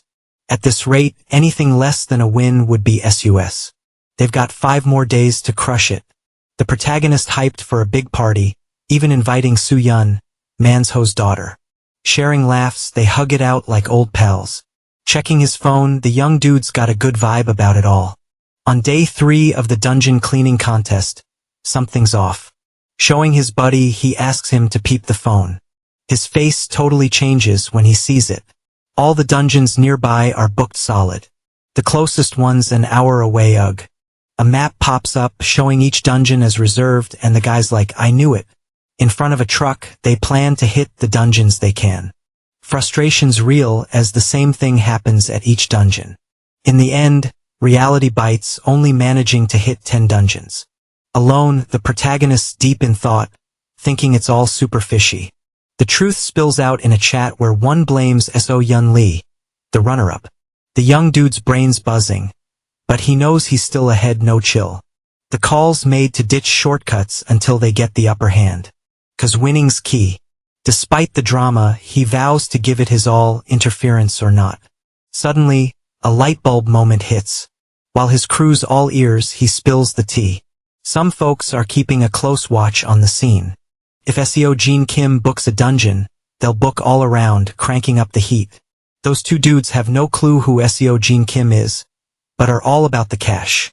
From a bench, a guy yells that the protagonist just snagged a dungeon. The plan's clear: book all dungeons within an hour, split the bookings. But there's something fishy about how they're doing it. Tension spikes when a dungeon next to So Yun Li gets booked. Curious, the guy wants to see what's up. By booking the dungeons, they gotta finish the raid, no backing out. Seeing the mess they're in, the guy's super annoyed, not wanting to do the missions. Suddenly, a slice in the air appears. A mysterious woman slices through everything with her sword. Soon after, a car pulls up. In just 15 minutes, the woman's ready to hit the next dungeon. Suddenly, the driver hits the brakes. Curious, the girl asks why they're not moving. Clueless on where to go, the driver says all nearby dungeons are booked. According to the ranking, SEO Jin Kim's still number 1 with 98 dungeons. So Yun Lee's second with 73. The dungeon blockades got her stuck too.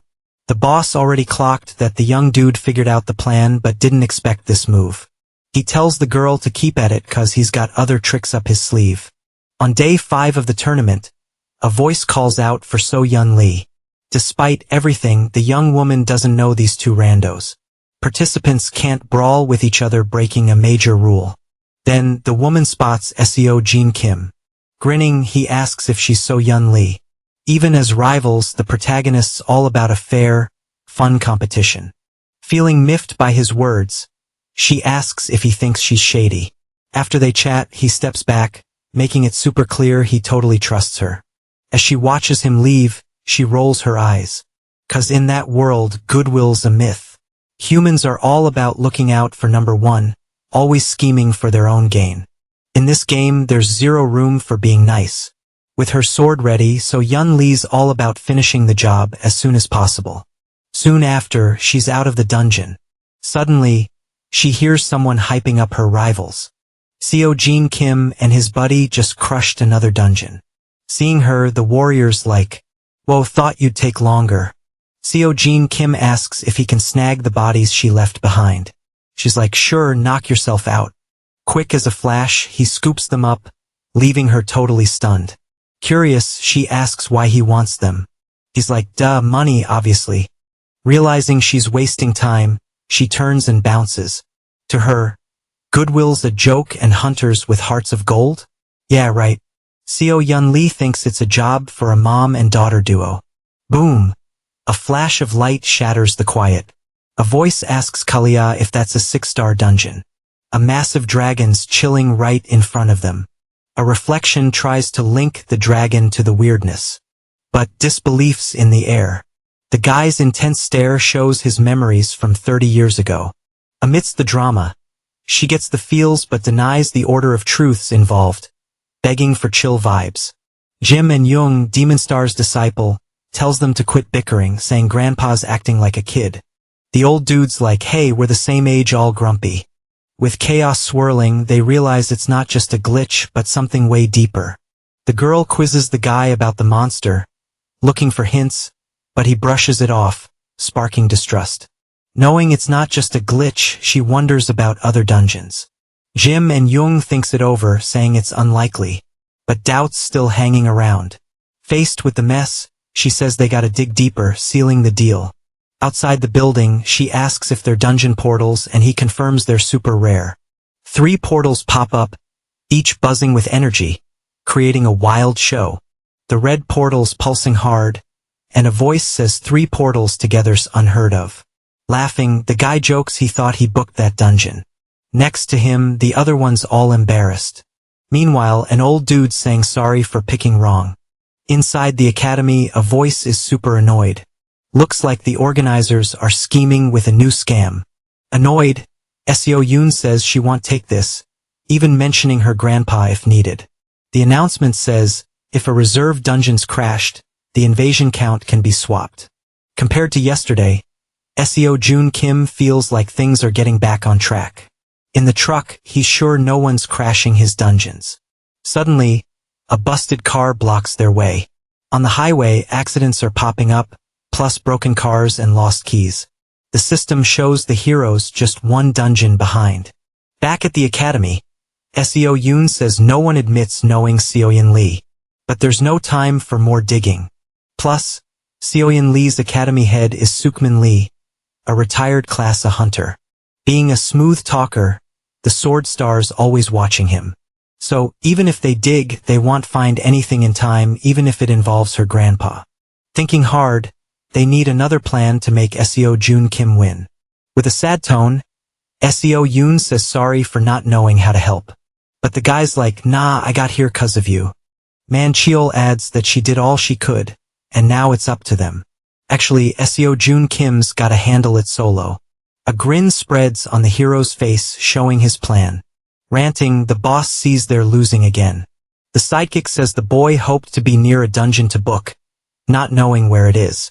Realizing the dude only took 5 minutes to book and finish a raid, Sukmin Lee's all like, time to bribe the supervisors.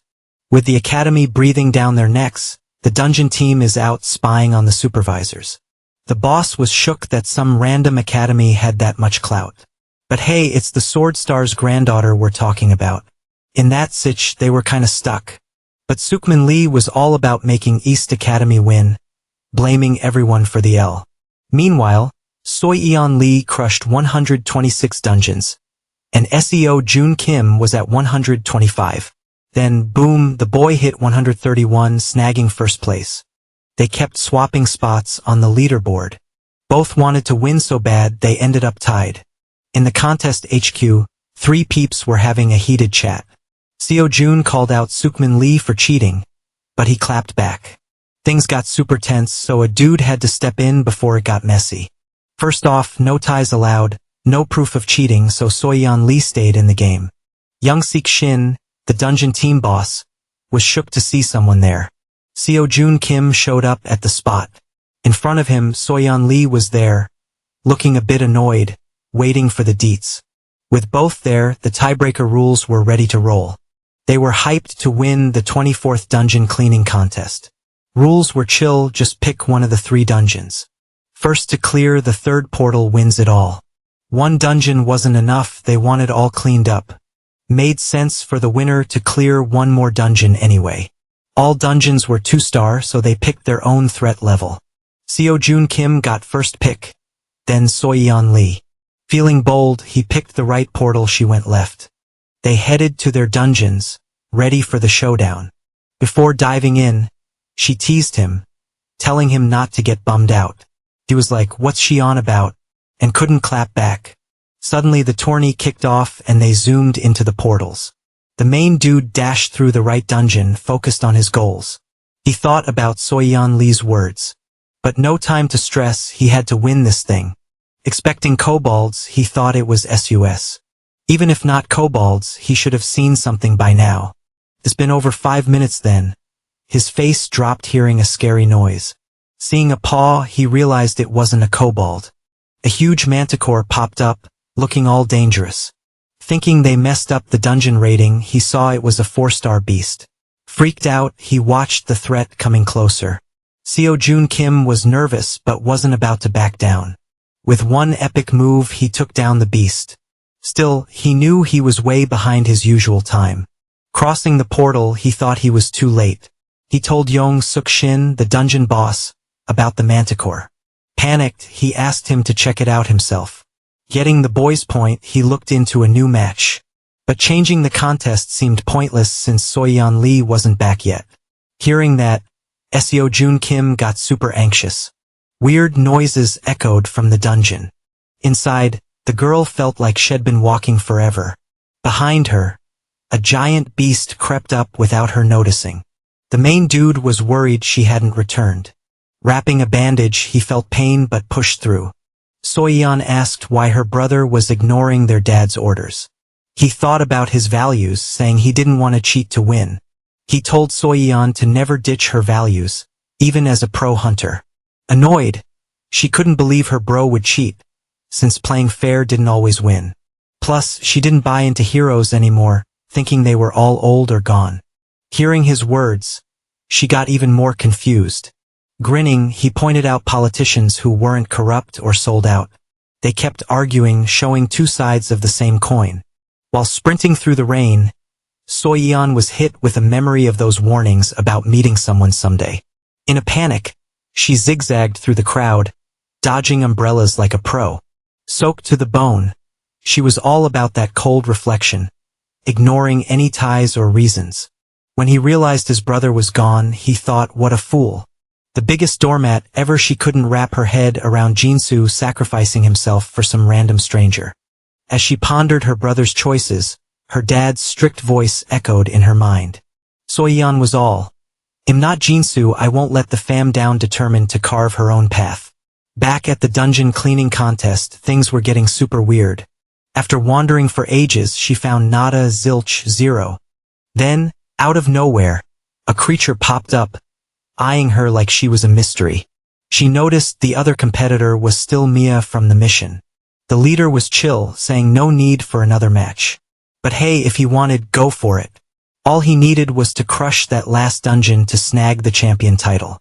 The warrior was deep in thought, sensing something was off like a glitch in the matrix. Suddenly, Assistant Kim spotted some funky movement. The magic power meter was acting up, flashing a 3-star rating. Like what?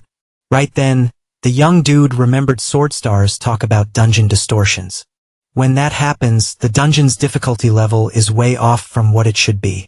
The team leader was like, in 20 years, never seen this kind of weirdness. 2 staff members were debating if they should call in the hunters for a check. Turning to the hero, young Sik-shin was about to spill the beans, but the boy had vanished. The protagonist pulled a Houdini, leaving the staff scratching their heads. Meanwhile, inside the dungeon, the noise was cranking up to 11. Soyeon was in bad shape, hurting all over like she'd been hit by a truck. Propped against the wall, she was missing an arm and bleeding like crazy.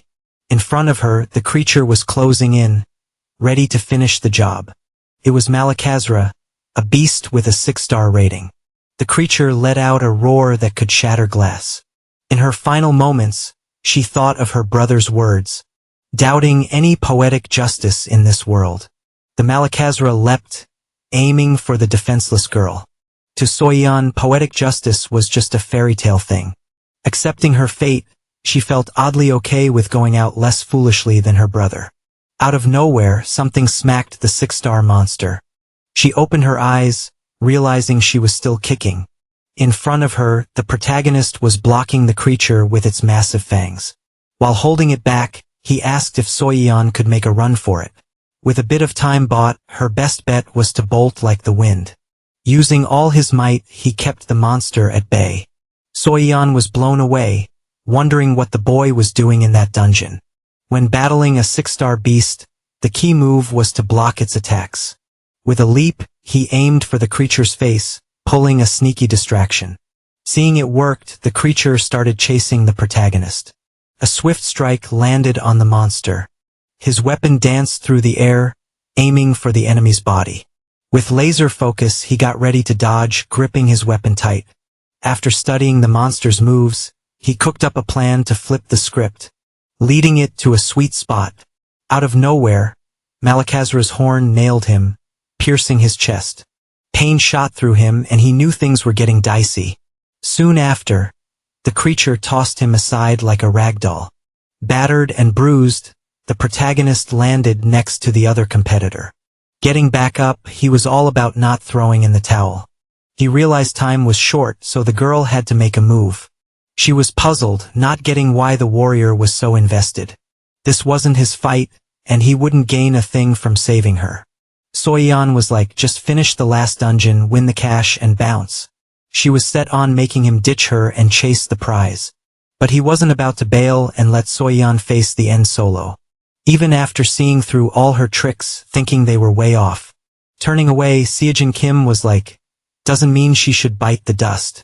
She remembered her brother's words about meeting someone someday. The boy knew none of this justified helping her out. Meanwhile, his thoughts drifted to his late brother, who hinted at Soyeon's hero showing up. Seojin Kim figured saving lives was the ultimate win. The Malakazra was getting more ticked off and antsy. The hero's out here, trying to dodge attacks from this mega 6-star monster. He's got his weapon ready, but man, escaping this mess is tough. And he's doing everything to keep the girl safe. His face? Total panic mode, the centaurs dropping wisdom bombs, saying instincts all about thinking. But most students are clueless about it. Thinking includes judging, but sometimes there's no time to think before acting. People think it means not thinking at all, but that's not the whole story. In the end, instinct's part of thinking, and by figuring it out, our hero levels up big time. His brain and senses are syncing up, letting his senses do the judging. Right then, Seojin Kim starts thinking smarter with some next-level instinct. Boom, his boat is suddenly all nimble and light, pulling off crazy moves. He's dodging the monster's attacks like a pro. And his eyes? Seeing things differently now. In the chaos, he spots a tiny chance to win by feeling every muscle move. His skills are on point and his focus is razor sharp. With a jump, he tricks the creature. If he keeps this up, the rescue team might show up soon. But there's a snag. Soyeon Lee's in bad shape and might not last the fight. She's super hurt and bleeding a lot. No time to waste, he decides his best shot is to go on the attack.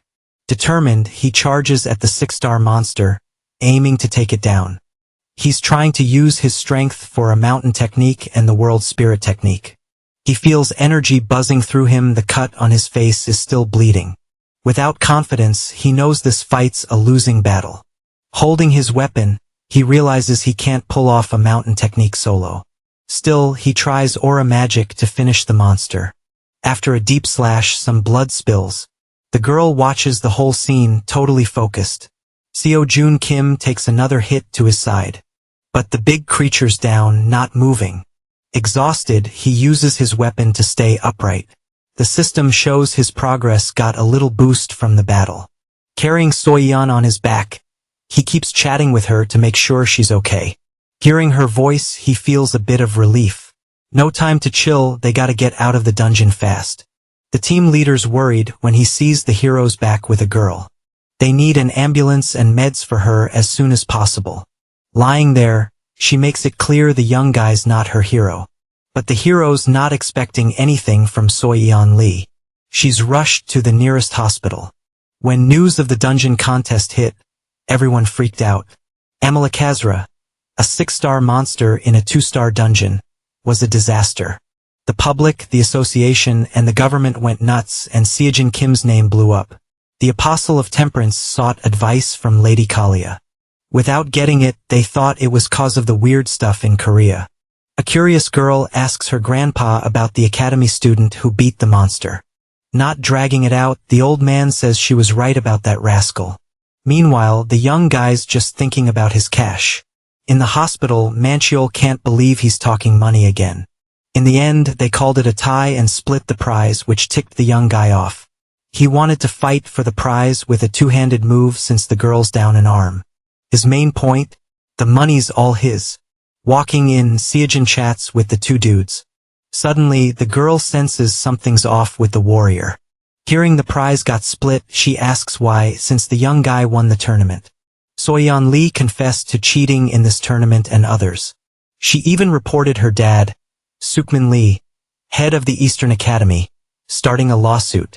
Shocked, the boy can't believe the competitor's sudden move. Seo-yoon also says the young woman told her some stuff. Earlier, Soyeon said she still thought Seo-jun Kim was wrong. Even so, the girl didn't see herself as the hero in this tale. After those words, Seo-yoon's super confused and just passes on the info. Now the dude was the only champ, and the government was throwing in some extra perks because of the whole incident. In the end, he was gonna get a tax break and an extra 100 million won. Cha-ching calling it an extra cash prize was just their way of saying, please don't sue us, bro. While the kid was crunching numbers, the young woman dropped some even bigger news. The Dream Academy finally leveled up to Division 3. Woohoo! Thanks to the kid, they hit the requirements and now they could hit up 4-star dungeons. That news was epic and all the props went to Seo-jun Kim. Now was the perfect time to recruit more peeps to the academy. Grinning ear to ear, he knew everything was going his way. Decided they were gonna celebrate with some sushi. Yum. Chilling in his room, the warrior realized his money probs were history. While his buddies partied, he had more important stuff to handle. On the Transcendent Market site, he was ready to splurge on training gear. Now the dude had 400 million won in his bank account. Baller status. His first pick was the Spear of Longinus for 100 million. No biggie, any cash he saved could jack up the price later. So why wait? While scrolling through his phone, he spotted replicas like the Belt of Aphrodite and Fenrir's Thread. Thinking hard, he figured the Spear of Longinus was the best fit for him right now. All those epic items cost a few $100,000 with weird karma values. He figured it wasn't just a free pass, noticing the price jump at checkout. Plus, the item effects were vague, so he had to guess from their mythical tales. Realizing it would take forever to research, Seo-jun Kim got super frustrated. Suddenly he wondered if there were any user reviews. In the Transcendent Students community, he could only read comments. No posting the hero would need a mentor's help to make an account if needed. Soon, he found about 100 reviews and personal recs. Items were rated on a 10-point scale for combat, utility, life quality, and convenience. The Aegis shield was a hot mess with a weird Medusa design, turning enemies or even the owner to stone. No on-off switch. It scored 2 out of 10, maybe a gag gift? Reading the reviews, SEO Jean Kim saw that profile knew their stuff and wanted to see more. Kibesis was a magic bag that expanded without getting heavy, had image memory, and time-stopping powers. Smart move to snag it early before karma made everything pricey. The final score was a whopping 100 out of 10, piquing the protagonist's interest. Belonging to Hera from Greek and Roman myths, it was a gift for Perseus to stash Medusa's head. Curious, he checked the price tag on that item. 100 million popped up on the screen, showing he had enough cash for it. That bag would be super handy, even for hauling monster bodies from dungeons. But the only bummer was, it didn't go completely weightless. Thinking he could do squats with it, no awkward weights needed, he decided to snag the bag right away. 3 days later, the dude was back on his feet with his new gear. Even without testing the Kibesis, he knew the item's vibe was awesome. Only the memory of 400 million won remained since the price shot up. Now his goal was to rake in more cash since karma couldn't let him keep stuff for long. Freaked out, Seoyeon couldn't believe he'd hit a dungeon again after just leaving the hospital. She said he didn't need to since he had the tournament prize. Seoyeon got nervous hearing he blew through 400 million won so fast. Everything new was pricey, just like the spear in his hands. Seoyeon Kim was hyped to try out his new gear. In the end, the girl knew she couldn't control his spending spree. The two entered the 4-star dungeon, on high alert for any danger. As they walked, something weird seemed to come from the statues. Suddenly they started cracking and moving a bit. Those were gargoyles, top-tier 4-star monsters defensively. Wasting no time, Seoyeon saw a prime chance to test the Spear of Longinus. At first, he wouldn't use any aura magic or techniques. Even with the gargoyles' tough defenses, the weapon should pack a punch. With one swing, he zoomed up to the monster. With barely a sweat, the spear sliced the creature clean in half. Both were totally floored by the weapon's epic power. Baffled, they both blurted out the same question, dying to know what just went down. Clueless, they could only stare at the chaos left behind. The gargoyles? Poof, gone, thanks to the Spear of Longinus. Now, whenever Seoyeon hung out with Seojin, nothing fazed her. Or so she thought while the dude did all the heavy lifting. He sliced through the gargoyles like they were butter, no cap. After stacking up a mountain of bodies, he decided to stash them all. Seoyeon was shook, wondering how he crammed all those beasts into a tiny bag. Almost tipping over, she realized it was way heavier than she thought, even with a 70-weight hack. Dumping the bodies out, he figured he'd scoop them up after the mission. Seoyeon wondered if his reward was in dollars. To her, it was wild that he could snag all those pricey items. Grinning, he said he just snagged them at some random hunter's shop. Hearing about a shop with a legendary name, she was hyped to check it out. But the warrior said the shop was closed since the owner was off on a long trip. Eyeing the boy, she wondered if he could ever fib. Despite it all, Seojin Kim couldn't spill the whole tea to Seoyeon. Suddenly, rocks tumbled down and everything started shaking. With a weird vibe, they both looked worried and freaked out. Scanning the area, something sketchy seemed to be creeping up. Taking charge, Seoyeon said she'd handle it. But the dude wanted to try something first. The Spear of Longinus was way more OP than he thought. With zero effort, he shredded the gargoyles like they were nothing. That's why he wanted to see what would happen with a Merlin magic combo. The power to pull off a mountain move and take on all those beasts. Tapping into his spirit, he was ready to unleash all his energy. His aim? To totally pierce through those monsters. With epic strikes, he tried to slice everything that moved. Seoyeon was blown away watching her buddy fight with all his might. His new weapon seemed to radiate a crazy sword aura. The gargoyles watched, waiting for their chance to pounce. But the energy surge left them no shot as it kept ramping up. His face showed zero fear, just pure determination. The monsters got wrecked with a total annihilation move that pierced them all at once. Holding his spear, he took in all the chaos around him. Her face showed pure shock at the scene she just saw. The spear of Longinus hit so hard it left a massive crater. Legend says the sacred spear was used on Jesus on the cross, the spear of Longinus. Even as a replica, Seon Kim thought it might have flaws. But it was insanely perfect. After checking online reviews, he wanted more gear. But the more he bought, the higher the karma price. For the next 25 days, he was all in, grinding to earn more cash. While lost in his plans, she remembered something big. Jimin wanted to meet the main dude. He thought she was Seo Yoon's sister, but she was just a friend. Jimin was known as the Demon Star's apprentice. The Demon Star picked an apprentice in his final years, knowing his wisdom would be topped. The apprentice had some stuff to chat about with Seojun regarding the recent drama. Then he realized it was all tied to what went down in the dungeon. Soon, he thought Jimin might be like the girl's grandpa, but he could chill. So he said he wanted to meet Jimin, and she was on it to set it up. Pumped, she shot a text to Jimin trying to lock in a date. Out of nowhere, the woman showed up, wasting no time. Finding out Seon Kim agreed to meet, she rushed to see the boy her grandpa hyped up. Her face showed pure shock finally meeting the hero. She couldn't wrap her head around him being just a regular student. In disbelief, she started grilling the boy, doubting his skills. Young Jimin kept asking the same thing, wanting to know where he got that. But the main dude was more and more lost, not getting the casual vibe of the chat. Seo Yoon grabs the woman with all her strength, realizing the wild twist in the plot. When Seojun finds out they're sisters, his brain does a double backflip. Young Jimin's flaw? Once she wants to know something, she's like a detective with no chill. Then he figures out she's the apprentice of that holy mage from earlier. Plot twist even so, the dude side-eyeing the girl, thinking she should be in her 40s, not looking like a teen. Jimin spills the tea. It wasn't polymorphy, just a memory rewind to her younger self.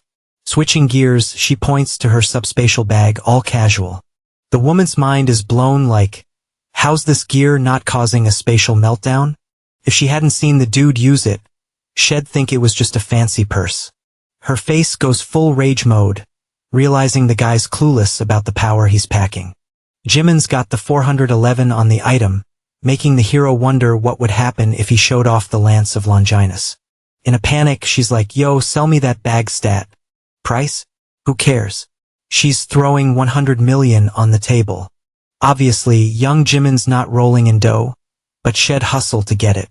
The hero's mulling it over, remembering the Kybuses went for 30 million. That woman could totally scrape up the cash, plus he could snag more cool stuff. But he's like, nah, can't sell this spatial bag. Jimin's not backing down, saying 100 million's a sweet deal. He hands it over, telling her to give it a whirl. Suddenly, the bag's like a mini lightning storm, zapping her hands. Turns out, only Seojun Kim can rock the bag. Made by students, passed down to cadets, resale's a no-go. In a panic, she's like, where'd you score this magic swag? Plus, she'd drop 1 million won just for the deets. He repeats what he told Seoyeon, saying he forgot the store and seller. Determined, she's ready to go full detective mode. She'd research without using the bag, just running some tests. If anyone tried to use it, sparks would fly, showing rejection. But if the ownership wasn't locked, he could help and get paid.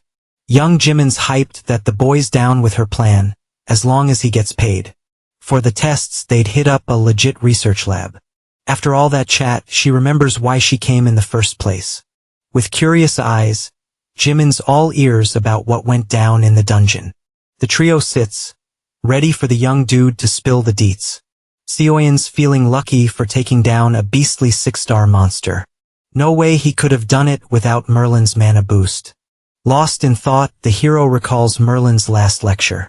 With a bit of doubt, he asks to share his thoughts.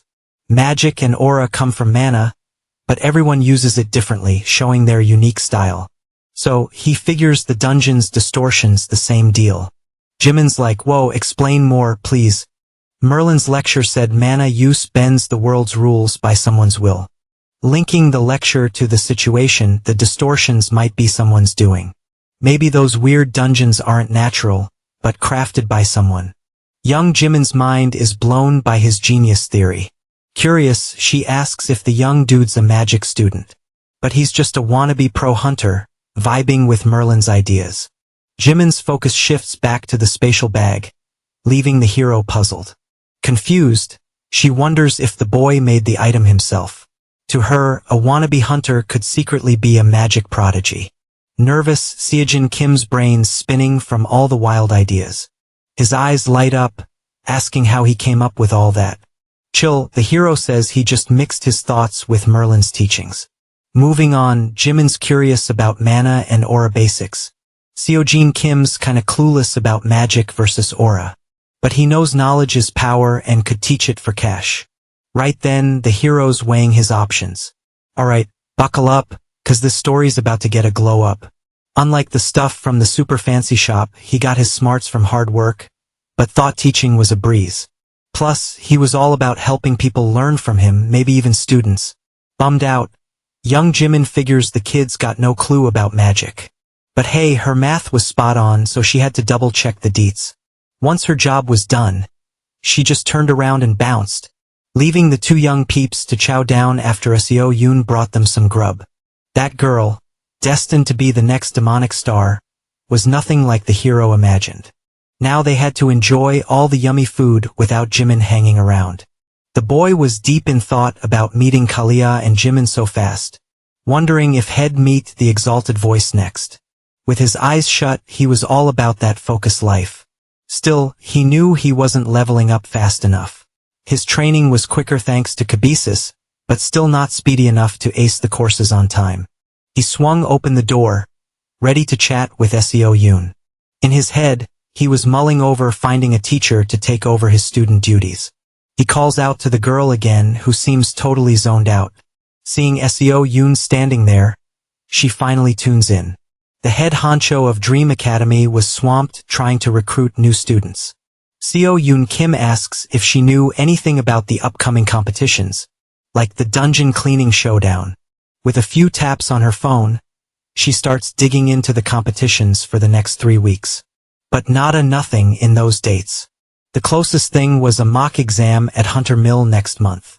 The mock exam was like a practice run of the Hunter exam, only happening once a year. If he flunked, he'd have to wait a whole year, so the stakes were high. The top 3 academies were Hunter Mill, Ala, and Jaein. Their mock exams were open to everyone and were a solid way to gauge performance. Students better than John Won Lee would join, and scholarships were up for grabs. That could solve the hero's cash woes. But the date was too late for the free pass window. The technique's not foolproof and could flop any time with all the changes. What really counts is instinct, being your own boss. In his room, the hero thought about those epic lessons, thinking the transcendent was totally mind-blowing. The transcendent mock exam was creeping up. The boy shouldn't sweat the mock exam scores, but focus on the next class. A ping on his phone shows the next transcendent mock exam. Seojin Kim gets all pensive about that test and what it takes to pass. Back then, he thought it was all a prank, but now he knew it was legit. With his low level, he figured it wasn't the right time for the exam, so he decides to zero in on his course progress. A mysterious voice tries to egg him on to take the mock exam, calling him trash. That voice keeps pushing him to sign up for the exam. Out of nowhere, the same alert pops up on his phone again. Thinking all the alerts were pre-recorded, he wanted to know how Kiran and Jiangyu were in the loop. Right then, he ponders if Siddhartha and Merlin were clued in on everything going down. In the end, it all seemed tied to the mock exam. But no need to stress, since it was all about the Transcendent Academy, after all. In his room, he pondered the real deal about that mock exam. Typing away on his phone, he checks out the message boards. The comments showed everyone was as lost as the hero, puzzled about taking the exam. Apparently, everyone was waiting to hit a certain level to join in. But one comment said to take the mock exam anyway, since it would boost course progress big time. As night rolls in, the hero thinks about jumping into the exam. The next day, the sky's a chill shade with barely any clouds. In a room, the young dude waits with his epic spear. He clicks on the exam notice and his karma starts getting tallied up.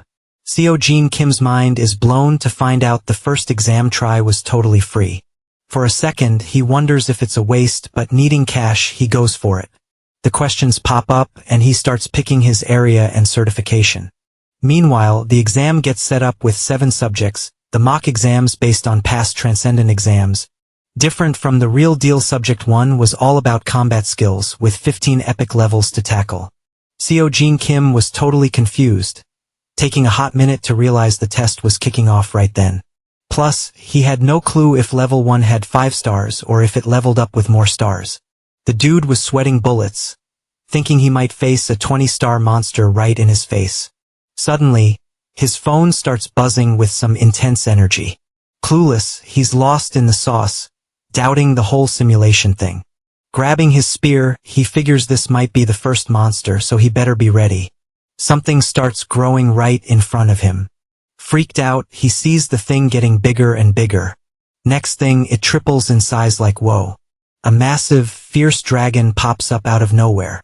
At level 1, Seo Kim's gotta take down the ruined dragon Fafnir in 30 minutes.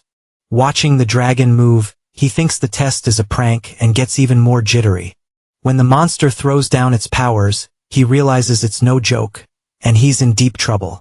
The notice says the dude flunked level 1. With a puzzled face, he's got no idea what just went down. Rolling around on the ground, he thinks beating that monster is a no-go. And if level 1's got a beastly dragon, the rest must be way tougher. But he knows some transcendents are gods like Hercules, Buddha, and Zeus. Feeling the burn of humiliation, he takes a deep breath to chill out. Deep in thought, he plans his next move. Seo Kim figures it could be way worse than he thought. His phone shows a notice offering 10 more shots to try again. Despite everything, he's not sure if 10 tries are enough, but he's down to find out. Determined, he grips his spear and steps back into the room. In 5 straight tries, the hero bombs at level 1. At that point, he realizes winning ain't happening. Getting smacked around like a ragdoll, his body wants to quit the impossible mission. In the end, he knows he can't fool anyone. Sitting on a bench, he reflects on never becoming a pro hunter. While thinking about bailing and trying something new, his phone pings. The message says course tutorials are up for grabs. Checking the notice, he's curious if ITLL drops some attack tips. Each tutorial's got a different theme and instructor, like Monkey King, Siegfried, and the blue dragon of the 4 mythical beasts. Pumped, he figures he might learn something cool from those courses. Without overthinking, he taps the registration button. Sun Wukong, the Monkey King, spills that level 1 is the ruined dragon Fafnir. At first, it's tough like pulling weeds, but once you get it, it's not so bad. Repeaters stress over the first attack pattern, the dragon's breath, but that's Fafnir's best shot. So, dodging the attack makes everything way easier. A common rookie move is trying to block. Sure, it's good, but not a must-do. In the end, dodging the dragon's breath is the way to go. After running out of steam, Fafnir can't use the attack for a bit. At that point, it's just a big lizard, but the trick's in the finish. Once you get these moves, taking down the dragon's a breeze. The shooting star equipment technique is spot on for this. In the tutorial, the Monkey King shows off the best move, the shooting star descending flow, to beat the enemy. But for this hero, all the tips seem too easy. It was an elimination test, but since it was just level 1, it wasn't rocket science. The harder it gets, the simpler the answer. After watching the tutorial, Seo Kim feels super lost, thinking it was a waste of time since he learned nada. If all the other courses are like that, they're no help at all. On his phone, he checks out tips on literally fighting with fire. Even so, the hero knows pulling off those moves is a no-go since he's not a dragon. Desperate, he's got no answers to his questions. Having used his only free trial, quitting now isn't an option. His focus shifts to instructor Siegfried, who's breaking down Fafnir's traits in his tutorial. The Northern European legend hero was famous as a dragon slayer after taking down Fafnir, the ruined dragon. With one last shot of hope, the young dude decides to give that tutorial another whirl, before throwing in the towel. Siegfried spills the beans that the trick to beating Fafnir is dodging his fiery breath, and the plan is all about avoiding it. Seojun Kim's bummed to find out the tutorial's just more of the same old stuff. Calling it a total time waster before hitting pause, Siegfried promises to teach 2 more things. First up, Fafnir's breath follows a path, and when he spits, it's game on. A sneaky trick could help dodge that fiery breath. So, the second strategy's gotta be heard loud and clear. In the end, the secret's all about gold. In a bling shop, a purchase just went down. Even if he's not sure it'll work, Seojun Kim grabs a gold bar after Siegfried's tips. Fafnir's a gold digger, and legend says he turned into a dragon because of his gold obsession. While the dragon's gearing up to breathe fire, the gold's gotta be chucked at him. That way, he'll hold his breath to save the shiny stuff. Even though it's a simple trick, Siegfried swears it's got a good shot at working. After snagging the gold bar, Seojun Kim takes a deep breath and decides to roll with that wild idea. Feeling a bit sus, he uses one of his 5 chances to take on the dragon Fafnir. Waiting for the perfect moment, the beast's already starting to unleash its epic breath. Out of nowhere, the hero hurls the gold bar at the dragon. Seeing the shiny thing flying his way, Fafnir's eyes go wide. Totally distracted, his focus shifts to the bling. That was Seojun Kim's golden moment to strike. Holding the item, Fafnir realizes it's not just gold-plated. Ticked off, the beast turns its gaze to the hero. Not getting the weird move, he gets tangled in the plan. With a hit, his body goes flying once again. He flunks level 1. Flat on the ground, he can't believe he didn't last a minute against Fafnir. Suddenly, his phone's blowing up with messages. Checking the screen, he's curious about what he sees. Even after the epic fail, he managed to snag a decent progress percentage in Chiron's course. The hero jumps up, facing the fierce dragon as the impact echoes like crazy. Determined, he charges with his spear while the dragon dishes out intense attacks. He leaps with precision, but the impact sends him crashing down. At that moment, he gets that the fight's tough since he can't dodge a thing. Clutching the spear, he slides, yelling, trying to get his balance back. The dragon strikes again, its tail slicing through the air with destructive force. Seojun Kim realizes it's going to be a massive hit and starts to worry. Suddenly, he reaches into his spatial bag. With force, he chucks the gold bar at Fafnir's noggin. Spotting the shiny metal, the dragon spins around and the tail nearly smacks the hero. Quickly, he dodges, realizing it was a close call. Furious, the beast lets out a mighty roar. Apparently, it's figured out the bar's just gold-plated. So, the hero's got little time to plan his next move. With determination, he pelts the dragon with a bunch of gold bars. Soon after, Fafnir's all about the shiny stuff. Desperate, the creature's totally drawn to the gold. With the strength to move a mountain move, he leaps onto the dragon. And with the spirit move that covers the world, the hero aims his weapon at the distracted Fafnir. The energy ripples through the air as the hero keeps up his moves. Soon, he nails the creature's back with epic precision. Feeling stoked, he thinks his attack finally did the trick. Until he realizes it didn't really hurt the enemy. Feeling chills all over, he notices the dragon's stare. Suddenly, he's hit and fails again at level 1 after almost 6 minutes of battling. Thrown to the ground, he groans in pain and laments another missed chance. Despite the mess, his progress in Chiron, Xiangyu, and Merlin's courses keeps climbing. If he keeps it up, he might finish one before the free pass runs out. Without a second thought, Seojun Kim decides to take on Fafnir once more. A voice wonders why the young dude hasn't been hitting dungeons lately. He tells Seojun he's been too busy training. While he's glued to his phone all day, the gym manager's handling all the paperwork. At that moment, he realizes his first sim ended in failure.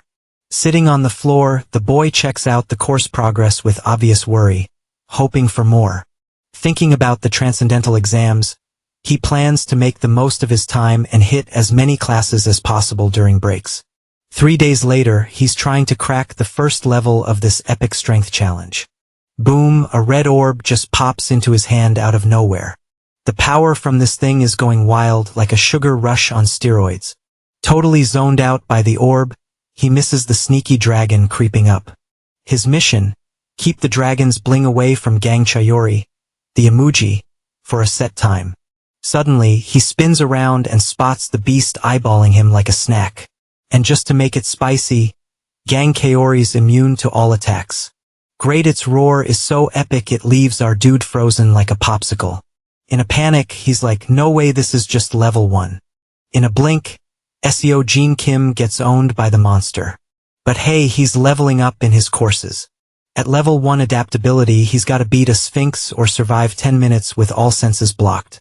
Totally confused, he's like, what language is this sphinx even speaking? Taking a wild guess, he figures the answer is a human being.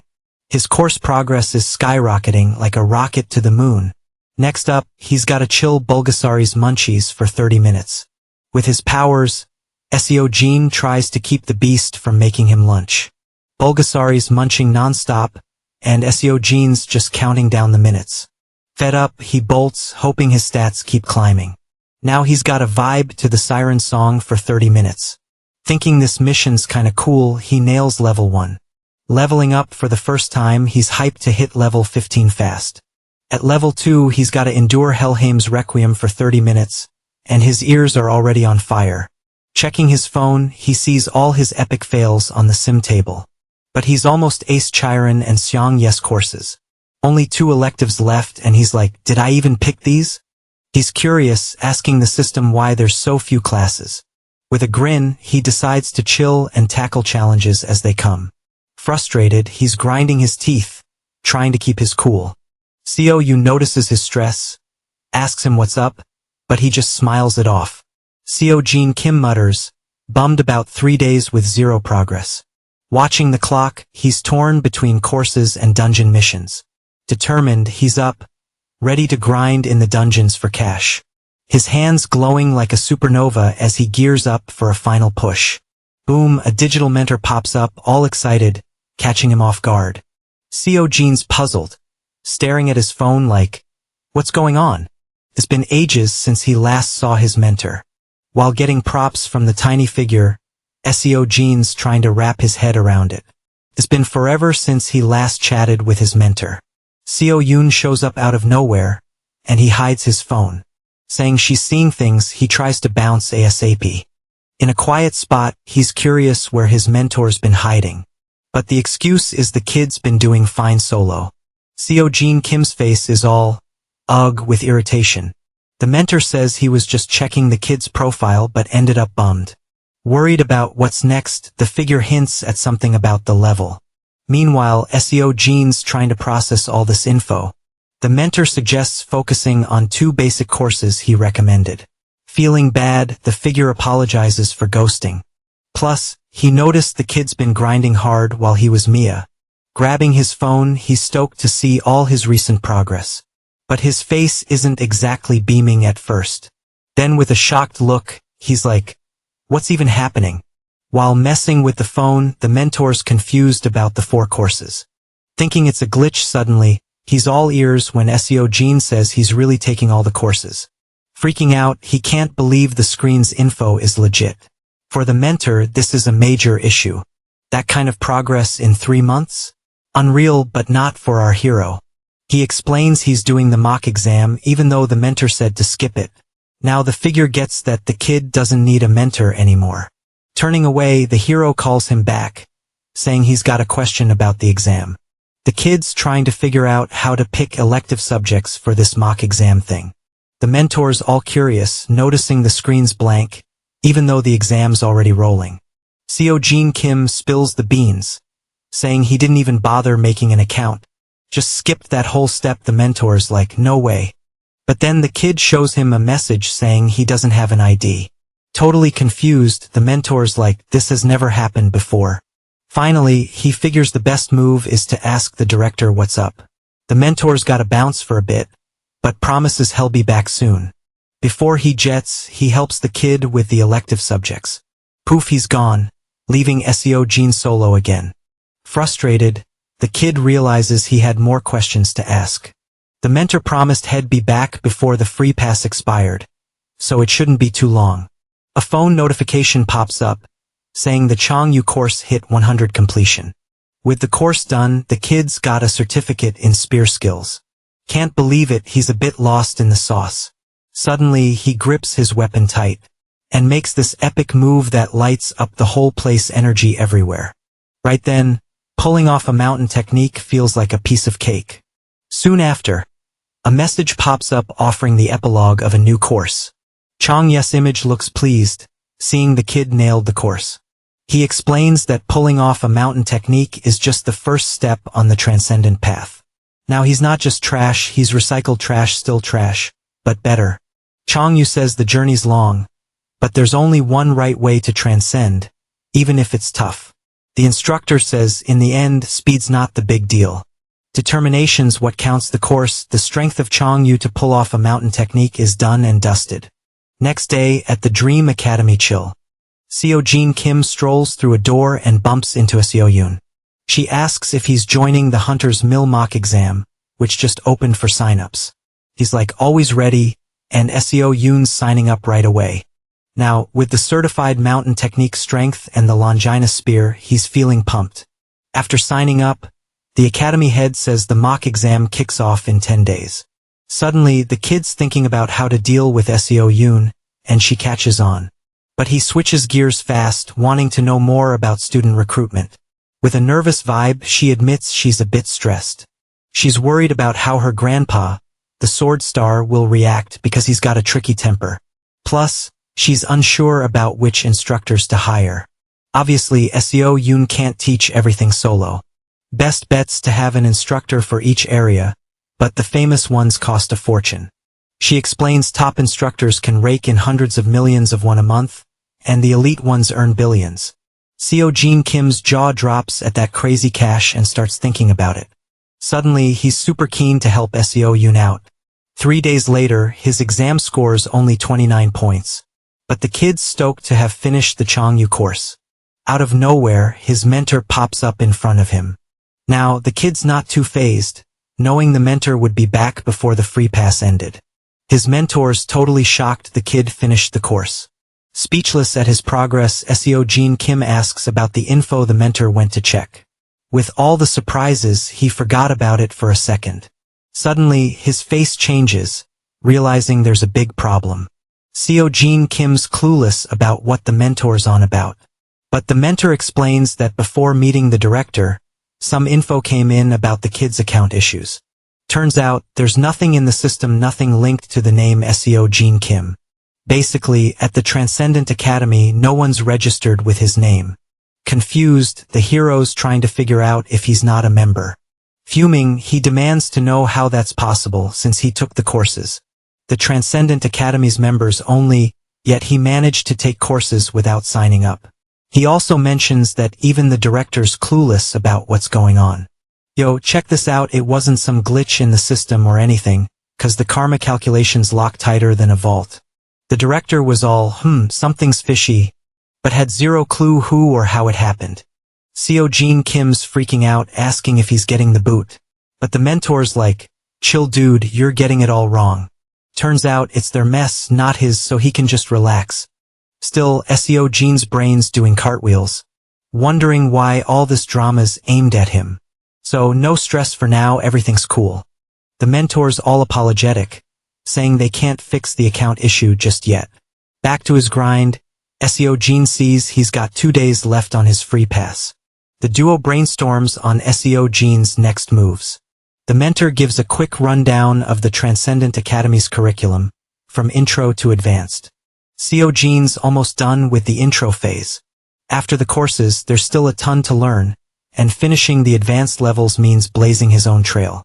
People say it's tougher to go from advanced to transcendent than to finish the curriculum. Anyway, the mentor thinks it's time for Seo Jin to level up to beginner and renew his pass ASAP. Plus, he should check out Hercules and Zhang Sanfeng's courses. The mentor's hyped, suggesting he sign up for those classes. His advice? Build a solid base first, save the magic tricks for later. Feeling the mentor's confidence, Seo Jin's down with the tips. The system starts crunching karma numbers, and it's off the charts. With all those zeros, Seo Jin's gonna need a serious cash stash. Hearing about the karma thing, the hero's like, break it down for me, karma's all about cause and effect. If the academy's the cause, students are the effect. The academy doesn't gain anything, it's just there to help students level up. The mentor warns that the full effect's a whole other story.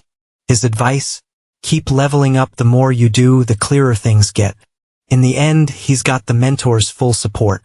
But SEO Gene's curious if there are other students around.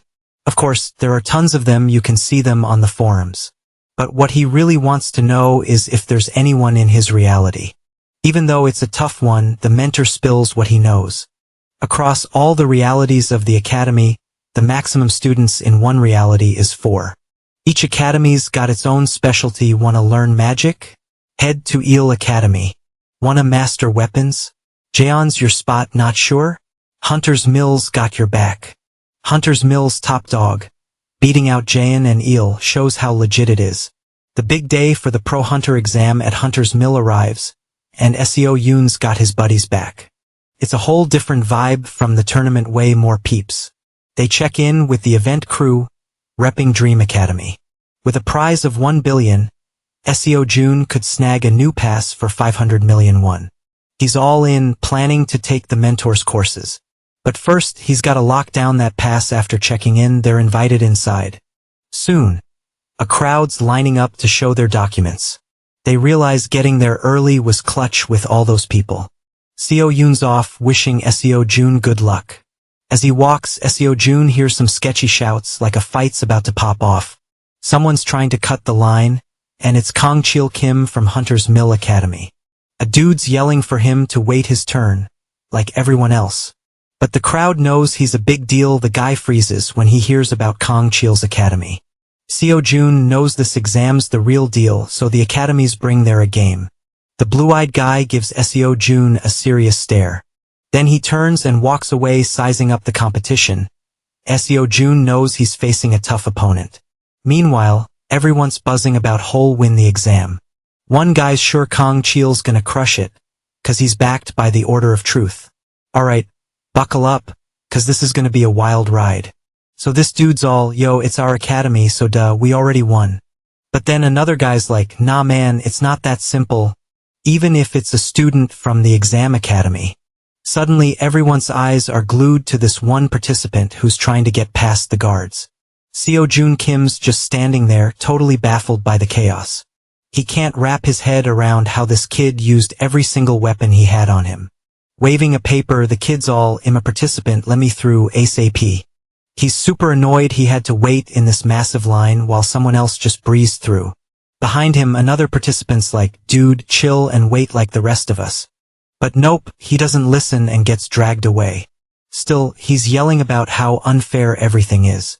Meanwhile, the staff's asking the warrior to come with them. The look in that kid's eyes screams he's all about getting into the exam, no matter what. The racetrack's all set for the competitors.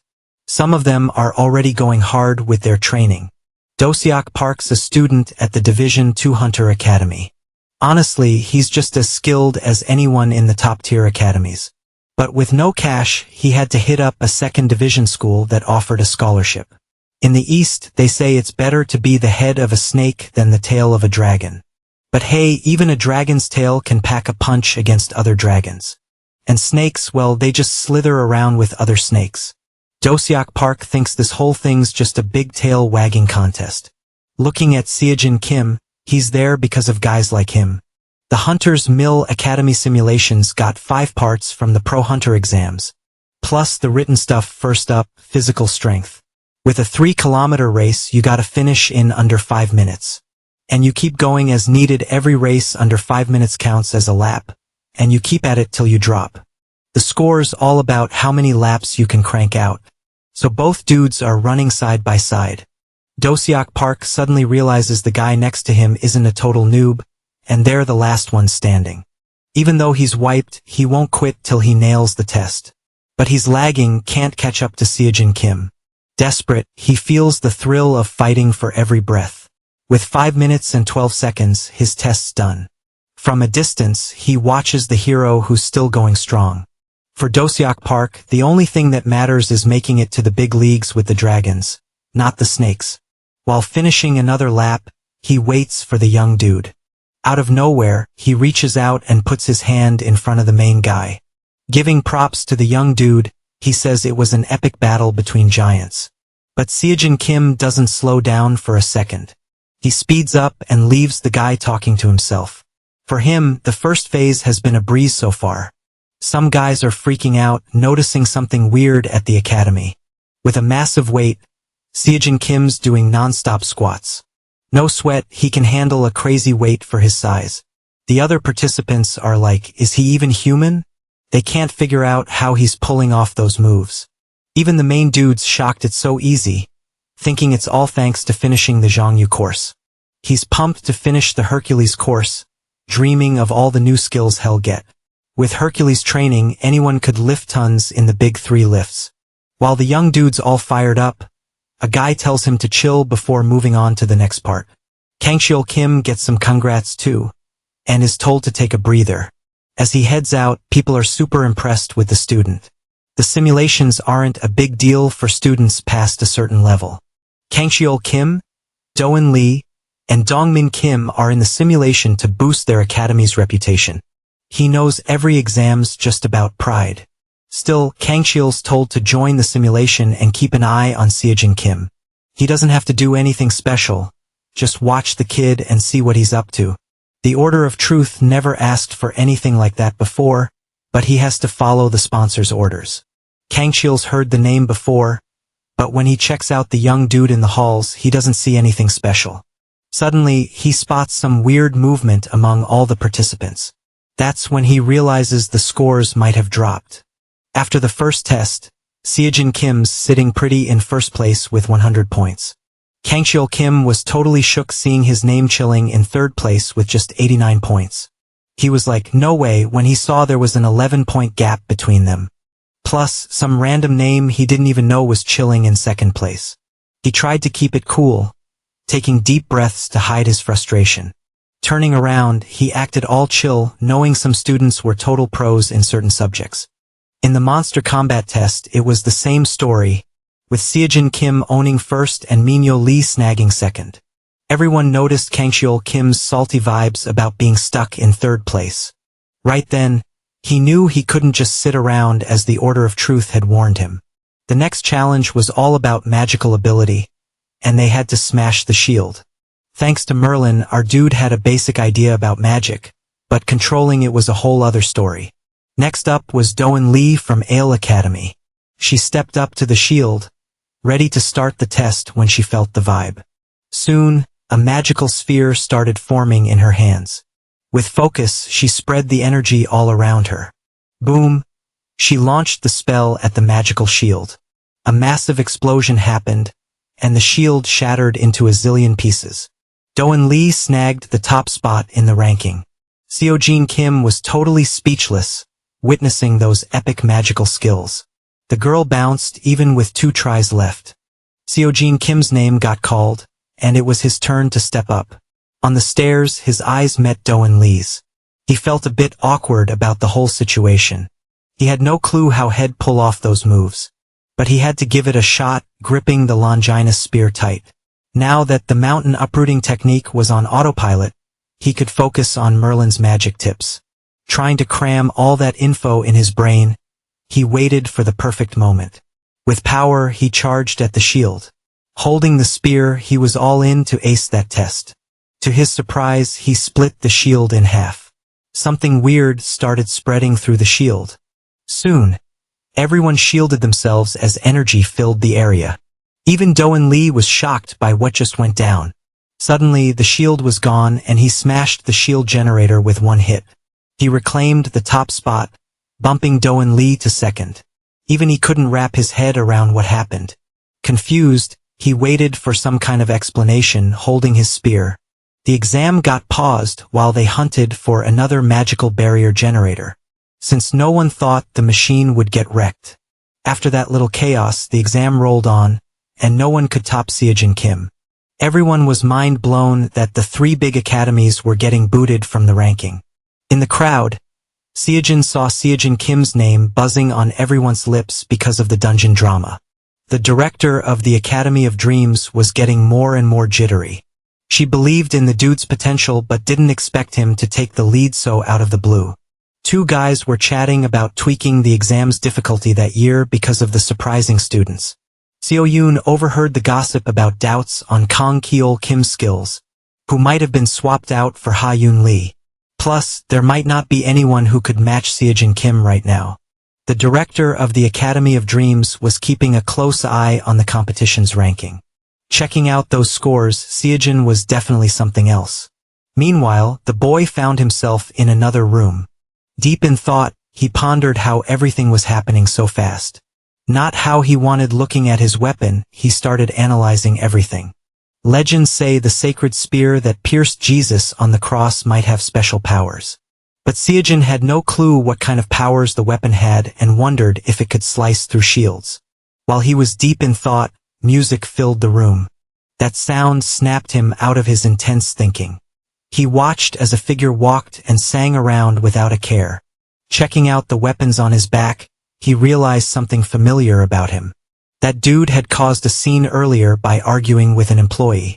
Noticing he was being watched, the guy ran over to greet Seojin, the simulation superstar. With a grin, he introduced himself as Minhyul Lee. At that moment, the hero realized he was chatting with the second-place competitor. Confused, he couldn't figure out how that quirky guy was so powerful. Suddenly, he started rambling, apologizing for being so forward. Both of them turned their attention to the announcement of the next test. Feeling the grass under his feet and the wind, Seojin seemed ready for the challenge. The fourth subject was the dungeon raid, scored by how fast you could finish it. Even though it was an augmented reality dungeon, everything felt super real. Now he had to face off against powerful monsters, like 10 Nerkuras ready to wreck him. A few minutes in, and the chaos had already kicked off with epic blows. Wherever he went, the hero was slicing off monster heads like it was no big deal. One by one they hit the ground, totally lifeless. His face showed zero tiredness, just pure determination in his eyes. With strikes and kicks, he zoomed through the space with his Longinus spear. At that moment, things felt different. His opponents weren't real Nerkuras, but he felt like he was on another level. 3 months ago, he was a nobody just trying to get by day. But now he was in the Transcendent Academy and met Seojin, flipping his life upside down. While having that little reflection, he kept battling the leftover monsters. Not trying to flex, he thought that even though the journey to becoming transcendent was tough, maybe he could end up as the greatest hunter in the world. Once again, he takes the lead, leaving everyone curious. Sitting down, he noticed all the eyes on him. Suddenly, he overhears a chat from other participants. Dong Min-jin was telling Dong Lee that the young dude wasn't all that. Seeing those angry looks, Seojin Kim decides to just ignore it and not get involved. Meanwhile, Minhyul Lee tries to chat with the main guy, saying he almost matched his score. Next to him, Kangcheol Kim, the third place, was oddly quiet. With a grin, the chatty guy thought Seojin was a great friend. Even without saying much about it, Minhyul Lee starts laughing, looking super happy with the situation. The young dude says he never got any training, so he just winged it with those weapons on his back. Hearing that, the hero is totally shocked. He can't believe the guy in front of him learned everything solo. A self-taught student was someone who skipped academy and learned on their own. They were usually not talented, but sometimes someone amazing popped up. Like that skilled young dude Minhyul Lee explains, he didn't want to be tied to any hunter academy. Plus, he had a super experienced teacher, but no one knew he was his student. At that moment, Seojin Kim starts wondering who the mystery teacher could be. The staff member asked for everyone's attention, saying there was a problem. Everyone's dying to know what he was talking about. Seojun Kim and his buddy are worried about the situation. On the other side, Kangcheol Kim also tunes into the reports. Suddenly, the guy explains that the exam judges couldn't make it due to some unexpected stuff. Turns out, the instructors from Hunter's Mill who were supposed to help with the combat skill exam got stopped on the way. The competitors hear that with a rift popping up in the 10-star dungeon. The instructors had to step in now. They were having an emergency meeting, but all participants had to wait. Even without knowing how, Kangxiul wondered if the Order of Truth was mixed up in that. With the simulation on hold, Seojin Kim secured his win. Suddenly, the warrior from Hunter's Mill suggested switching up the exam. Since the last test was solo combat, they could settle it with a tournament. The other competitors thought that was a solid idea. However, the staff member says it sounds cool, but it's tricky to pull off. There were tons of participants, and a tournament for everyone would take forever, messing up the rankings, so the best move was to wait for the substitute judges, who should be class A hunters. Annoyed, the participants didn't want to wait that long. Kangxiul tries to find a way where interested ones would send their names, and move forward with a select few. Plus, if the simulation broadcast live to the whole country got interrupted, it caused massive problems. Meanwhile, the staff member gives the thumbs up to the idea of an invite-only tournament. His main goal was to take down Seojin Kim and boost Hunter's Mill Academy's rep. With determination in his eyes, Kangxiul aimed to snatch all the glory from the boy. Seojun had already won the simulation, but this would make it even sweeter when the guy finished suddenly. Everyone around started agreeing with the idea. Even Minhyul Lee seemed hyped. Meanwhile, everyone waited for the main guy's final answer. All eyes were glued to any kind of reaction. Deepin thought he weighed all his options, and he was all about asking if there was extra cash for the winner, since this was way beyond the usual exam stuff. In the end, they dropped a surprise tournament with 15 top students from the academies, like a last-minute party invite. Seojun Kim and Minhyul Lee were in the mix, totally showing up the big-name academies. Then, boom, the battles kicked off and Dongmin Jin from Jaeon Academy snagged the first win. Dong Lee crushed it next with some epic magic skills. No shocker, Kangxiul Kim also made it to the next round like a boss. These three from the big academies were all about winning the sim. Plus, Kangxiul was on a mission to make Seojin Kim regret even showing up. Meanwhile, the dude was just chilling, waiting for his turn. Solo, he found out the cash prize got a major boost. With the sim cash and tournament dough, the prize hit 2 billion won. If he snagged that, even after buying the pass, he'd still have 15 billion to hit up more courses. But that was only if he took the win. He wasn't sweating the elite trio, thinking they were no biggie. But there was one person who had him a bit shook, a real wild card. For him, Minhyul Lee, the self-taught legend, was a serious threat. Most folks had like 3 weapons or just focused on one. Seojun heard the dude had at least 10 weapons. But who knows if he could use them all. His opponent was thrown off, seeing Minhyul Lee's main weapon might be a bow and arrow, not a sword. Quick as a flash, he zigzagged towards his rival. Weapon in hand, he was ready to take the guy down.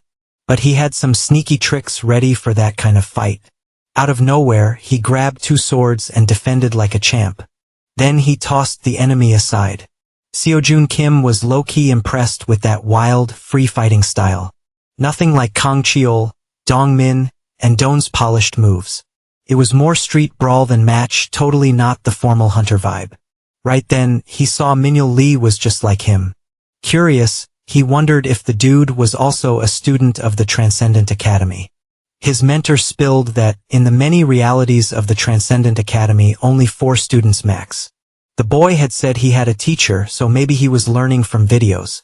In the end, Minhyul Lee took the win, easily beating his opponent. His grin said it all, pure satisfaction. At that moment, the protagonist felt his guesses might be spot on. The host hyped up Minhyul Lee's win in an epic match. Now he was gearing up to call the next competitor, the one everyone was buzzing about. The next match's participant had skills noted by the Demon Star's disciple. The future of Korean magic Doan Lee from Ale Academy got a wild cheer from the crowd. On the flip side, her opponent was waiting, pumped. A boy who popped up out of nowhere, scoring a perfect 100 in the Hunter's Mill sim. The host called for noise for Seojin Kim from the Academy of Dreams.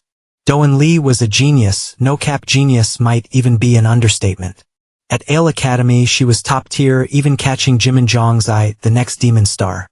Meanwhile, the protagonist was lagging in the ranks, cause mages had it rough in the Hunter's Mill sim. If this was an Ale Academy exam, it'd be a whole different story, or so Seojin thought. With the battle on, the girl was already gearing up for her first magic move. Suddenly, She spotted something weird ahead, her face showing pure shock. Seojin Kim seemed to have advanced magic down pat. A flame floated around them, missing everyone. But the boy's body started shaking with the weirdness of it all. Doan Lee's eyes went wide, thinking what she saw was impossible. Her opponent dodged the spell with ease. Doan figured he either summoned a ton of magic or knew her magic style.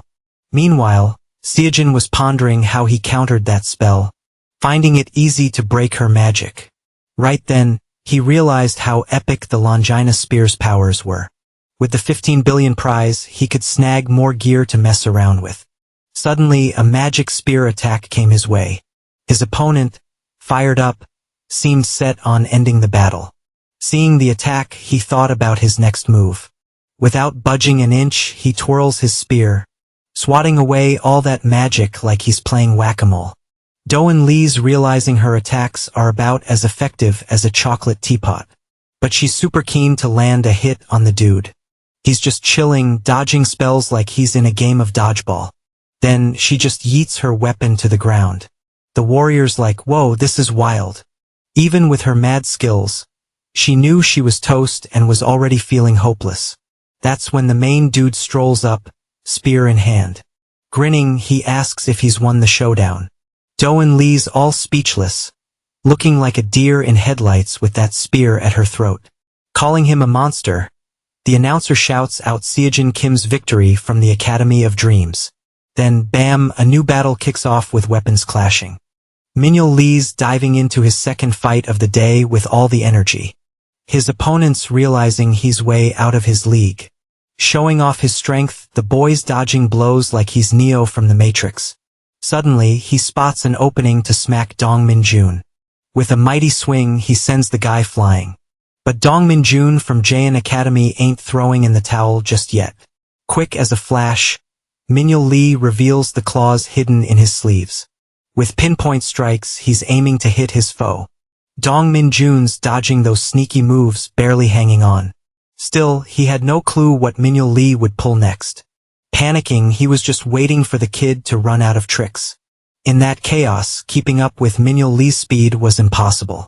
Out of nowhere, the boy lands a precise hit to the stomach. Down on the ground, it's game over for recovery. Soon, the announcer declares another win for Minhyul Lee. His opponent's face is shaking with rage. Fuming, he claims he was cheated by the kid's sneaky moves. Grumbling about unfairness, he mutters he won't accept defeat. The crowd's buzzing about the battle strategy, some getting Dong Min-jun's frustration. Meanwhile, the main dude's watching it all on TV, nodding at Minhyul Lee's well-earned win. He's convinced that even without the weapon swap, the outcome would have been the same. That's when Kang Cheol gets the Order of Truth's big plan. They weren't just watching Seojin Kim, but also Minhyul Lee. In the end, the Order of Truth didn't need any help from the warrior. Their ultimate goal was to see Seojin Kim and Minhyul Lee face off. So Kang Cheol didn't even need to be there. He wonders if Minhyul Lee's with the Order of Truth since no self-taught kid could beat the top students. Now they're heading into the final showdowns, and the last one's gonna be epic. The announcer calls out the Iron Man, pride of Hunter's Mill Academy, Kang Cheol Kim. Climbing the stairs, he's trying to remember the orders to just keep an eye on the kid. From the start, the Order of Truth was just playing the warrior. Meanwhile, the announcer shouts out his opponent, Seojin Kim from the Academy of Dreams. With fire in his eyes, Kang Cheol Kim's not down for the Order of Truth's shady games. Wielding his weapon, he's showing off all the energy he's got. Quickly, the main dude grabs his spear and gets ready to defend. Both are strong and super powerful. With that battle, the ground's starting to crack open beneath them. Holding onto his sword, Kang Cheol manages to stay steady. Seojin's doing the same, placing his hands on the ground. No time wasted, they're both ready to jump back into the fight. With determination, they grip their weapons tight. That's when Kang Cheol realizes the spear's not using aura sword power but blocking everything. In fact, his aura sword attacks weren't even registering, like they were invisible. Everyone could see the kid was special, but his top scores were probably thanks to that weapon. So Kang Cheol's main mission was to dodge that spear to level the playing field. After figuring it out, he launches a fierce attack on the kid. The warrior's desperate to snag that win. With relentless strikes, he gives Seojin no time to breathe, swinging his sword like a whirlwind. The main dude sees this warrior's definitely a cut above the rest. Still, he can't just throw in the towel. Out of nowhere, a surprise attack heads his way. As expected, no cap, that dude was totally one of the goats of Hunter's will.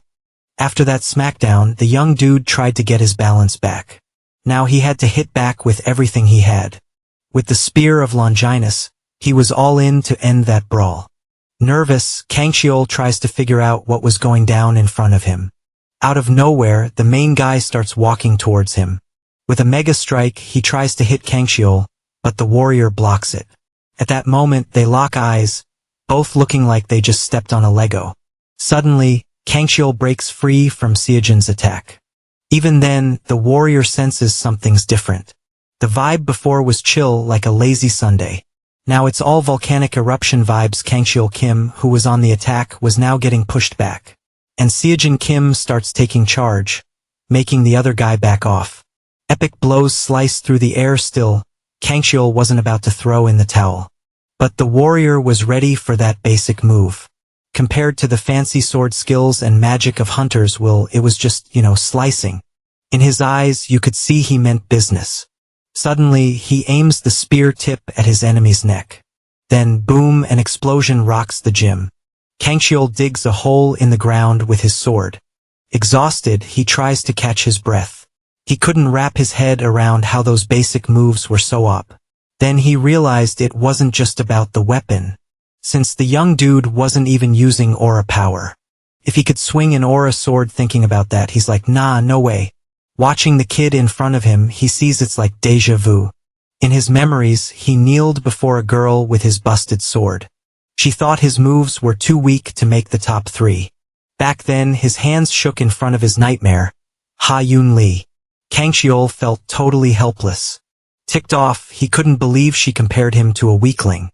Fuming, he grips his sword, charging it with energy. His mind flashes to the Order of Truth and Ha Yun Lee. The mighty Kangxiol Kim snaps back to the present fight, showing all his rage. Suddenly, his massive sword starts glowing with energy everywhere. On the flip side, his opponent waits, chill as a cucumber. With fire in his eyes, he goes for a wild attack, telling the young dude to go back to the underworld. But Seojin Kim was ready with his spear of Longinus. Suddenly, Kangxiol's sword shatters into a zillion pieces. The crowd is shook, watching the intense showdown. Hitting the ground, the warrior gives up on beating his rival. So, the announcer calls another win for Seojin Kim. In disbelief, the boy tries to wrap his head around what just went down. Min-yo Lee watches on TV, realizing his buddy made it to the finals. Grinning, he's hyped about the news. In the crowd, everyone's speechless, seeing Kim Seojin is a total beast. Excited, a kid asks another who our hero will face in the final, and his buddy says it's gotta be Lee Min-yo. The announcer then tells everyone the epic final is about to kick off. Smiling, the protagonist's rival says he can finally face him, even if it's in a final. Our dude looks at him seriously, and the young guy says it seems he's got a bunch of questions. Confirming the hunch, Kim asks if he really didn't train with anyone special, and the guy says nope. And that, even having a master, that person doesn't know he's more of a disciple. Curious, the spear-wielding kid asks who his master is then. Confused, but a bit annoyed, his rival asks why he cares. Replying, the young dude says he wants to know because his master might be someone he knows. Called a liar, the protagonist wonders if he should mention the Academy of Transcendence. Because if Lee Min-yo isn't from the same academy, he can play it off as a mix-up. But if not, they'd be like rivals going head-to-head. Worried about the rival's reaction, the young dude thinks it might be better to drop a hint. So, gathering his nerve, he asks if the young guy's master has powers that are out of this world. The announcer keeps hyping the fight, while Lee Min-yo, totally stunned, asks who Kim really is. Grinning, our dude says he wanted to ask the same thing but will choose to make a bet. Alright, so hey, race the deal, whoever loses has to spill the beans about who they really are to the winner. The other dude's all curious, asking how he can be sure that'll happen. Our main guy He just shrugs it off, saying it's his call to make. The showdown kicks off and they're both ready with their weapons. Kim's got this massive spear while the other dude's gearing up with his sword. Everyone's like, why aren't they moving? It's like they're frozen in time or something. Our boy's thinking, man, this must look super weird to everyone watching. Meanwhile, the other guy's all, whoa, this dude's got no weak spots. He decides to make the first move, yelling that Seo Jun's as tough as he thought. Sizing up Lee Min-yeol, our guy figures that sword's no ordinary blade and goes full throttle. He busts out his spear move, pierce and bam. The yellow-eyed dude's attack? Total flop plus his sword? Snapped in two, leaving him all kinds of confused.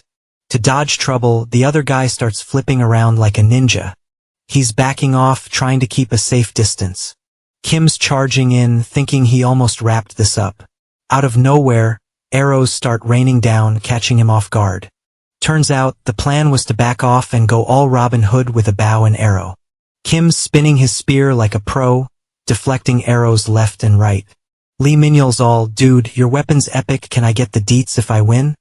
Kim's jumping and attacking, saying, sure, but you gotta win first. The sword guy's grinning, saying he's gotta give it his all to win. They trade blows, then dash in opposite directions. Our boy's all, what is even happening right now? The other guy's laughing, saying our boy's amazing. Seo Jun's suddenly hit with this weird feeling. Even though the sword guy's using sneaky moves, he doesn't seem to want to win. The crowd's booing, but he's blocking every hit. Seo Jun pauses, asking if the dude even wants to win. The guy's like, yeah, totally. Kim's like, where's your champion spirit, man? Lee Min-yeol's confused, saying he wants to win but doesn't mind losing. He's trying his best, even with his sneaky tricks. Our boy's annoyed, saying that's not really trying, but the guy's unfazed. He doesn't care about what others think or say. Kim's a bit thrown off by this. He smiles, puts away his fancy spear and pulls out a regular one. He tells the guy not to think he's being underestimated. Flashback to Kim watching a lecture on his phone. The instructor's all about survival of the fittest, saying the strong beat the weak. You gotta keep pushing or you'll get left behind. Back to the fight, Kim's thinking he needs to be better than yesterday. His mind's wandering because the other guy said something Buddha-like. It was about escaping your own thoughts and seeing the world differently. The Buddha story was about a time on Earth when he was still training. He saw kids racing, and one kid always came last but never stopped smiling. Even losing every time, that kid was all smiles, never bummed out. Shakyamuni got super curious, so he went over and asked, why do you keep running even though you always come in last? The kid just grinned and said he did it 'cause he loved it. When asked if he ever got tired, the kid nodded but said he always managed to walk a bit. Buddha then wondered what would happen if the other kids caught up. Surprisingly, the kid said his finish line was different, so that wouldn't happen. The man then pointed to the finish line near the tree and asked about it. The kid replied that was the finish line set by others. But for him, it was just a checkpoint. After that, the kid just walked off, not even looking back. He kept coming in last, but in the future, the biggest race ever in Tathagata happened. And that kid won, making Buddha think life was about building a small tower with max dedication. This inspired him to train hard to build the perfect tower. But remembering the kid's words, he realized the tower didn't need all his energy. Thinking back, Kim Seo Jun saw his world as a place of conflict, where if you don't improve, you get left behind and vanish. Survival's for the fittest and the strong hunt the weak. So he worked hard watching himself grow. He thought he'd never be left behind, but over time he got more worried. He became obsessed with the Academy of Transcendence, feeling a weight on his shoulders. All this pressure to improve crushed him, just to avoid being forgotten and dominated. But now, he finally got it. Nothing matters. Because the finish line set by others should just be a checkpoint like it was for Lee Min-yeol. Snapping out of it, Kim looks ahead, back to reality. Smiling, he says he finally got the lesson instructor Siddhartha Gautama wanted to teach. Grabbing his spear, he wonders why he never saw things this way. Confused, his opponent watches him put away his usual spear. The sword-wielding boy breaks the ice, saying he didn't like that move, asking why he did it. After all, if he used the other spear, he'd definitely win. thinking our boy admits it's true if he used the Longinus spear, he'd win easily. His goal to win hasn't changed and he knows using certain gear is a skill too. But he wants to do it differently out loud. The spear-wielding boy repeats his opponent's line about insults not lowering his value. So, applause from others doesn't raise his value either. Only he can decide that. No one else. Lee Minhyul stands there, jaw dropped, unsure what to say. Finding his words, he says our boy's a better friend than he thought. Then he ditches his shield and all his weapons, feeling lighter. He hopes the boy doesn't think he's underestimating him. Holding a dagger, the young one says it's the only thing he learned from his master and trusts. Smiling, Kim Seojun says he didn't like that either. They face off, ready, waiting for the right moment. Then they clash intensely, making stones fly. Holding their weapons, they shout they just need to win. Our protagonist blocks his opponent's dagger strike, staring him down. Meanwhile, Lee Minhyul does the same, blocking the boy's spear. The dagger kid starts smiling, showing he's putting in a lot of effort. And, surprising our boy, he crouches and switches strategy fast. Kim keeps staring as the boy gets close to his face, but his opponent backs off, throwing daggers with a smirk. The weapons lightly wound the protagonist's shoulder and waist. Trying to defend, the young man thinks the attack was intense, and if he had the Lance of Longinus, one move would stop those dangerous attacks. The dude with the dagger is back at it, trying to stop the next attack. But Lee Minhyul's going all out, making it look like a walk in the park. Our guy's thinking, remembering how the dagger dude's always switching up his moves, making it tough to keep up. Suddenly he tries to grab a dagger to block. But ouch, his hand gets hurt. So he backs off a bit to catch his breath before jumping back in. And he's chill, remembering it's cool if he loses, since his opponent said so earlier. Charging in for a big move, he's all about giving it his best shot to win. And he's wondering if fighting's always been this epic. Kim yells that the move dagger dude just pulled is the only thing he actually learned from his master. Lee Minhyul, sneaky behind him, asks if he's surprised already. Our guy ducks as dagger dude flips over him, dust everywhere, and our hero's not exactly thrilled about it. He covers his face, trying to see what's going down. His opponent's still there, wrapped in the dust cloud he made. But then, poof, he's gone like some magic trick. Kim's curious if it's a ninja move and if dagger dude's really got those skills. Our guy figures out that even if dagger dude knows the move, he can't nail it perfectly. He just needs to focus so he doesn't lose track of Lee Minhyul again. That trick's gotta be dagger dude's secret weapon, so now it's time to use his own magic. Tapping into his power and thinking about past fights, a light bulb goes off in his head. He stands up, gripping his lance tight, thinking about his plan, and if it's the right call. Saying it's not about doubting himself, but dagger dude's wild style is intriguing, since his style's always been super strict. Thinking this through, our guy realizes learning is pretty awesome. But if you learn everything, you might lose your own style. Learning's about finding your own groove. So, how long can you accept other styles while still doing your own thing? Kim finally gets that it's his own magic he should use, not Merlin's. With eyes shut, he gets that Merlin's smarts, Chiron's senses, Seongye's strength, and Siddhartha's chill vibes aren't anyone else's but his. Golden lights wrap around him, lighting up his eyes, because those traits are totally his own. With his lance ready, he's more pumped than ever to keep fighting. In the crowd, everyone's jaw drops seeing his aura light up the place.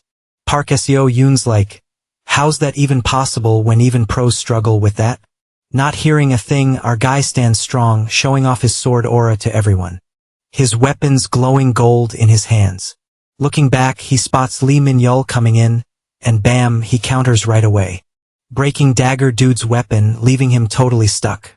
They both grin when his opponent, sweating buckets, admits defeat and calls it. Somewhere else, someone tells a gray-haired lady that Kim Seo-jun snagged first place.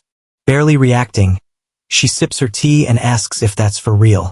Then she asks a hooded guy if he noticed anything weird. He says he saw something funky but isn't sure if it was real, because the guy switched weapons out of nowhere and used a sword aura. Even surprised, the lady tells him to keep an eye on the guy while she reports to the apostle. The guy asks if she's got a reason for such a big move. Annoyed, she asks what he's getting at. He says he knows Kim's worth watching. But with the 10-star cave collapse, the Korean association's on it, slowing things down, so he doesn't get why they're chasing a cadet so hard. The braided lady yells his name, feeling bad. Kalkas says sorry while the hunter gives him a hard stare. Later, another hooded person asks Kalia if something weird really happened in Korea. And she says, yep. The person asks who fixed the distortion. And the woman says it was someone named Kim Seojun. Curious, the gray-haired woman wonders why she was called if the man knows the distortion was fixed. And why he cares about who fixed it. He then asks her to keep tabs on Kim. Looking up, the woman asks if she can know why. But the man hits her with some kind of spell, while saying he knows that among the successors of the Apostle of Chastity, she's the top pick.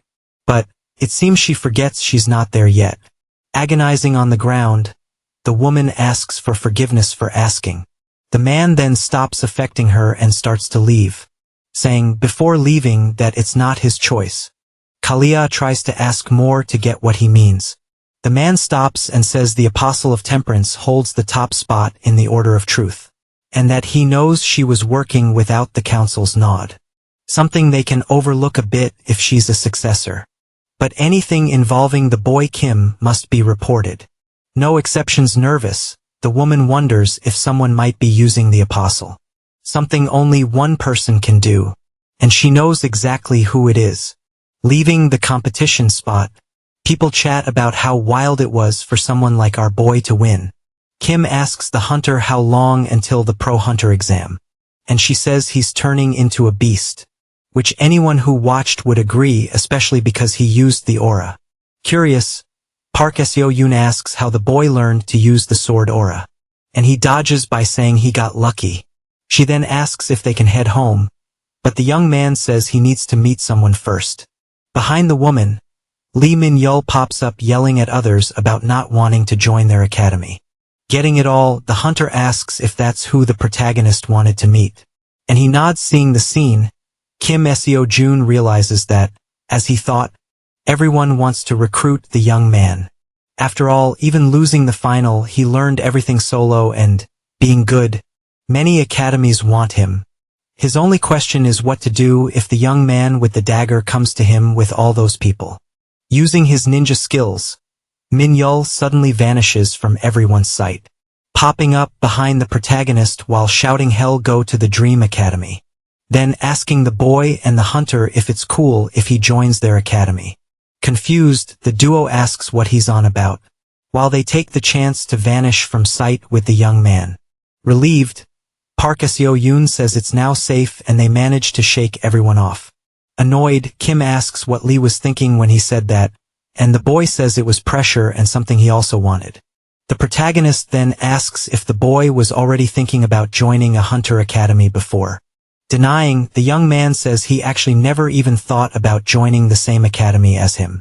Leaving our boy even more puzzled, not knowing what to say, he suggests they chat about it another time.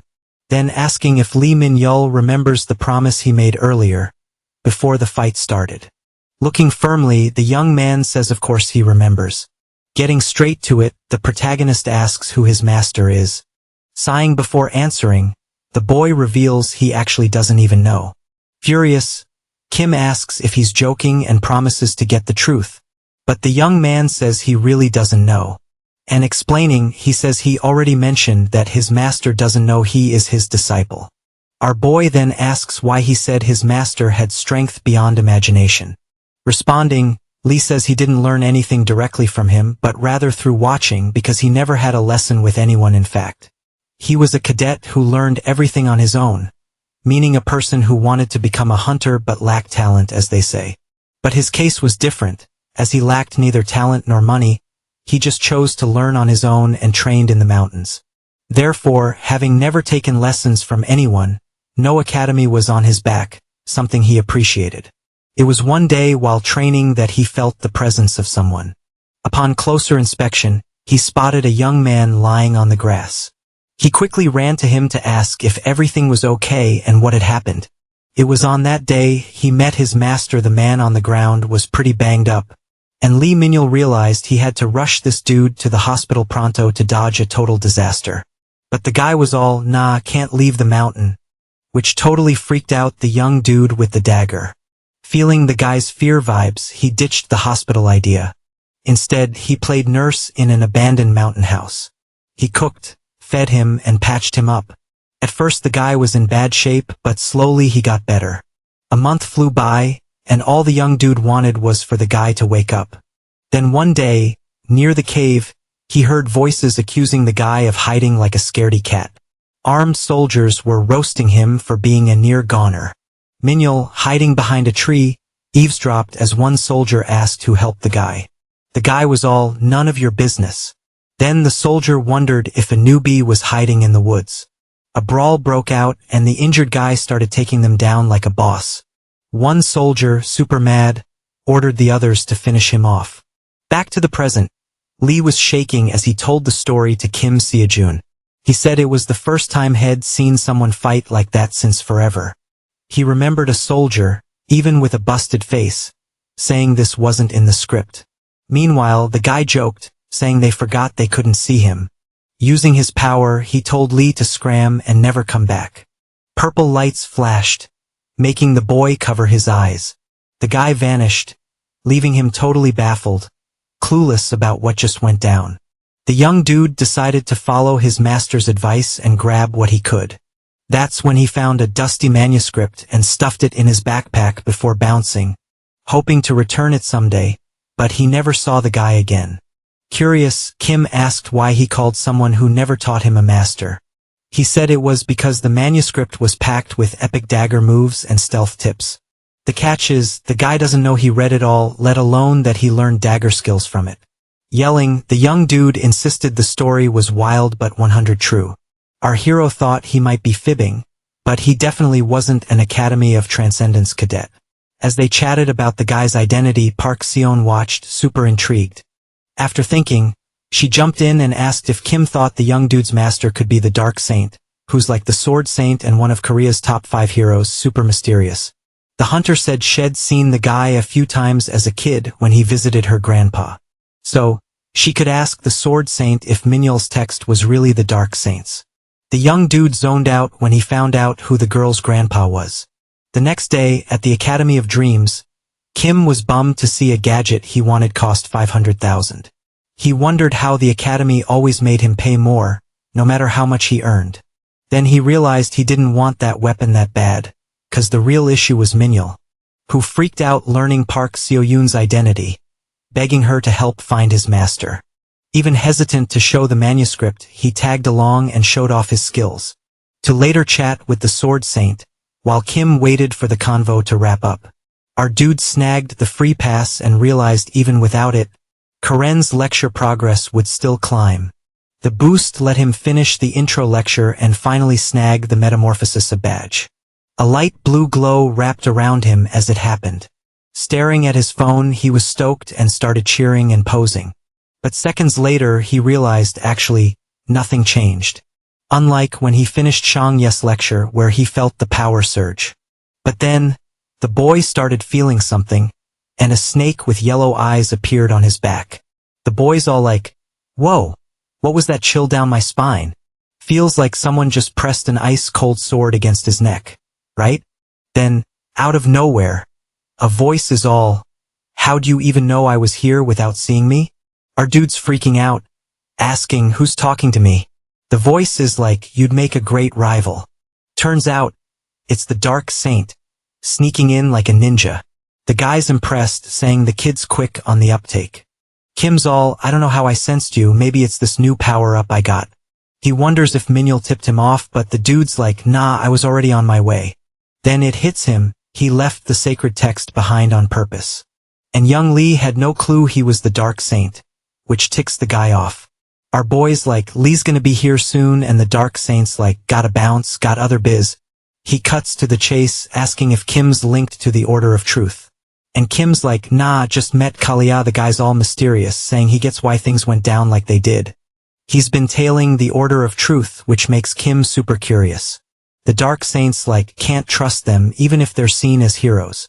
turns out the berserk monster they defeated is still out there. This beast was never actually taken down, no body, no proof. So, berserk just vanished into thin air. Kim's confused, asking why they say the order saved humanity. The guy explains they did something, but it wasn't taking out the monster. Then he asks if Kim knows why the Apostle of Chastity's spot is empty. Kim's like, maybe, and the guy spills that the apostle vanished too. Didn't just die of old age, which is sus since the 7 apostles have been tight forever. In his digging, he found out the order was hunting him and caused a 10-star dungeon break. All cause of Kim, who's being watched, but he doesn't know why yet. Kim's like, why are you telling me this? And the guy's like, need a favor. He wants Kim to look after Minhyul since he can't with the order creeping around. And since anyone he talks to gets marked, Kim's gotta be the go-between. The order can't spy on Kim, unlike others. Kim's curious why they can't watch him but can watch the Dark Saint. The guy's like, no clue, but they can't see you. Kim thinks that's why the Academy of Transcendence has no deets on him. The Dark Saint's about to dip, asking Kim to pass a manuscript to Lee. Kim's like, how do you trust me with this? The guy's like, you're the only one not being watched. So not many choices. He hands over another manuscript for Kim to check out.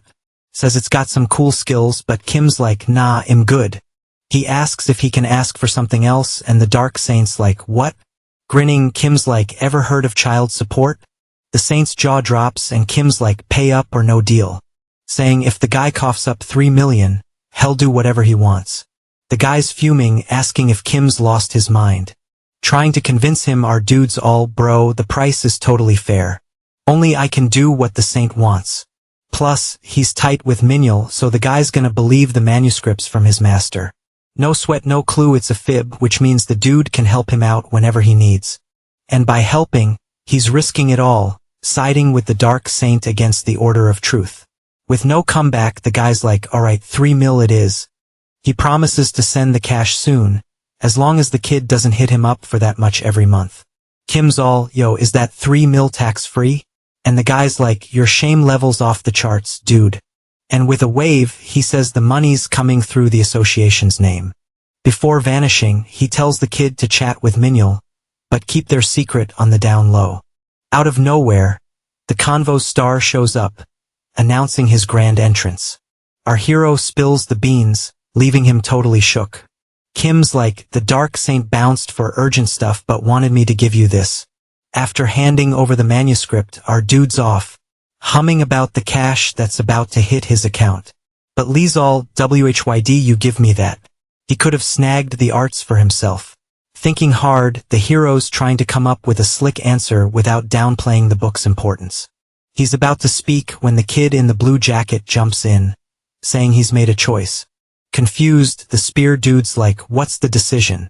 And he says he's joining the Academy of Dreams. Starting today, no less full of swagger, Lee's like, will Kim give the thumbs up? While Kim's wondering what's cooking in his head, they spill the tea to Park Seon, who grins and says Lee Minhyul joining the Academy is epic news for her. Hearing this, the kid's stoked, but our hero's still kinda puzzled.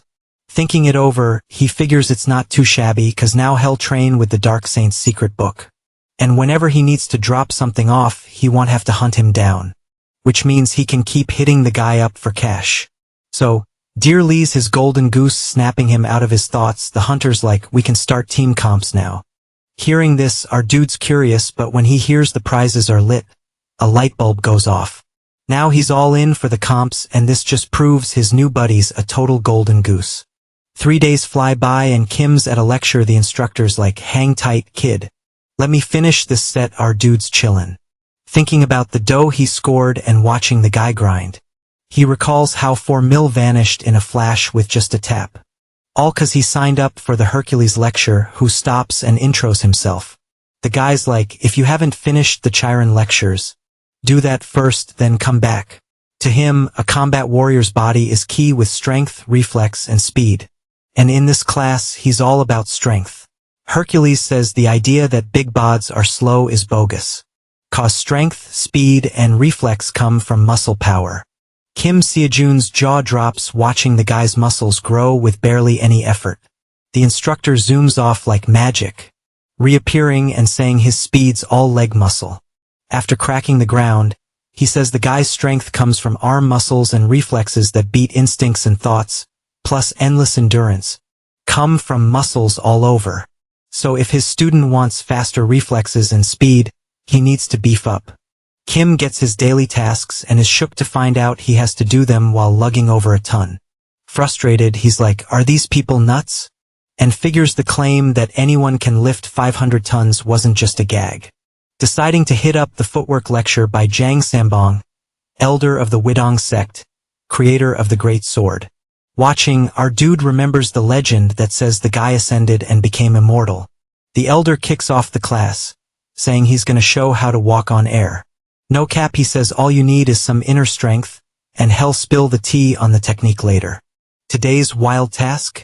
Kim's gotta drop from 30 meters high like 20 times. Yikes, scrolling through his phone.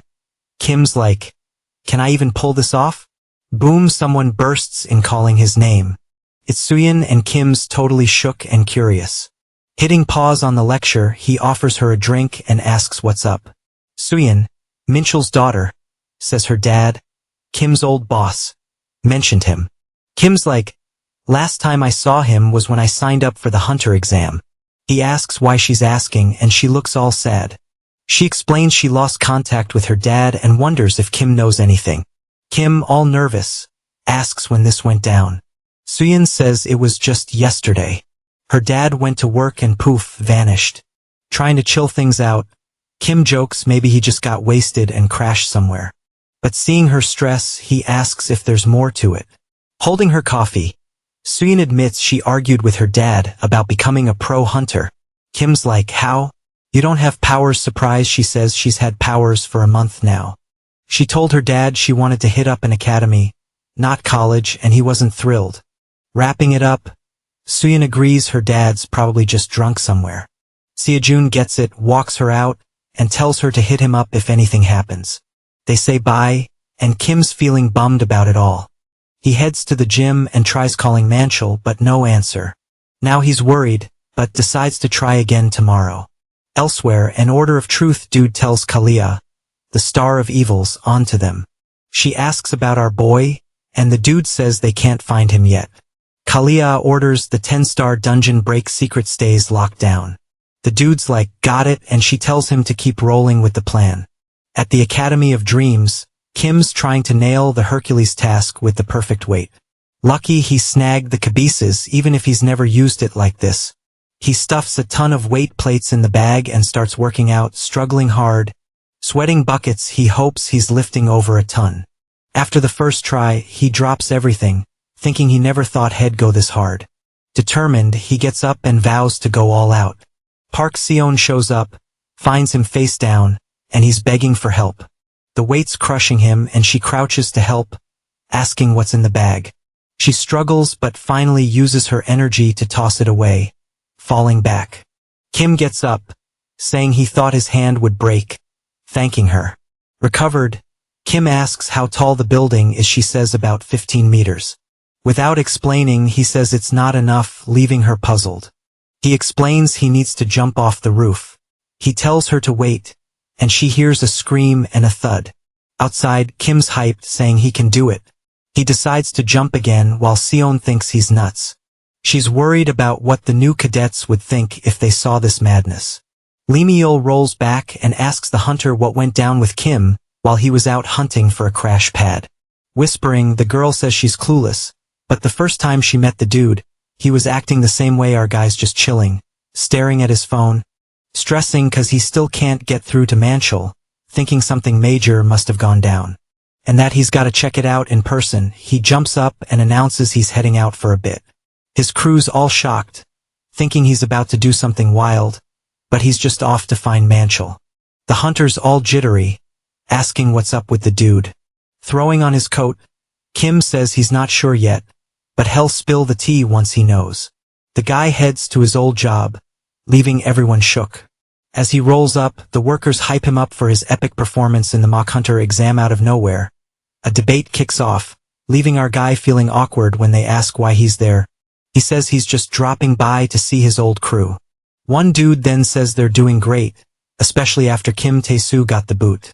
Cutting to the chase, the guy asks if they've seen Manchul and everyone's like, nope, not in ages, which makes our guy even more stressed. Then one worker says the dude vanished after tailing some sketchy person. That person, who was Super SUS, hit up the company like 3 or 4 days ago, and Manchul was the one dealing with him. Another dude says he heard this mystery person was offering a fat commission, but no one tagged along, just Kim's buddy. A worker also mentions the person made a personal request instead of using the company's official way, which is hella shady. Our guy then figures the dude must got entangled in something illegal to score cash for his kid's school fees. Wrapping up the convo, Kim asks if they know where his buddy went, but they're all clueless. One of them suggests he hit up the association that logs all transport missions. He thanks them for the tip and bolts while waving bye to everyone. At the association, a suit-wearing dude says he can't spill someone's location to randoms. Desperate? The guy says this person's Mia, but it's no use. All the dude says is sorry. Outside, Seo-jun plops on a bench, wondering what's next to track down his buddy. Even though he's got a gut feeling something's up, the association says there's no proof of the dude's vanishing act. He starts sweating bullets as a creepy feeling washes over him, remembering all the times with Manchul, especially when he was in the hospital, and the dude helped him with 3 million won even though he didn't want to take it. The dude insisted, saying if an adult offers something, take it and say thanks. In a loop of worry and gratitude, our guy says it's thanks to the dude he's who he is today, so he can't just sit around doing nada. Grabbing his phone, Kim calls Seo-jun and asks for backup, asking if he can meet the Sword Saint right now. The plan works, and he's face-to-face with the guy who says he's heard about his sitch, then asking if the guy wants his help. But shocker, he says nah, and that, actually, he wants the dude to accept a duel with him. Park Seo-jun and the Sword Saint security are shook by what Kim just threw down. The challenge dude then asks what the guy's on about. Confident, our guy says if he wins, the dude's gotta step in to find Manchul. But if he loses, he's out of the Academy of Dreams. His only rule is he wins if he lands a hit on the dude, even just once. Even sweating bullets, the guy thinks he's gotta know what went down no matter what, and for sure, the Sword Saint could get the scoop from the association. Because of who he is looking serious, the hunter's grandpa gives him props for his guts.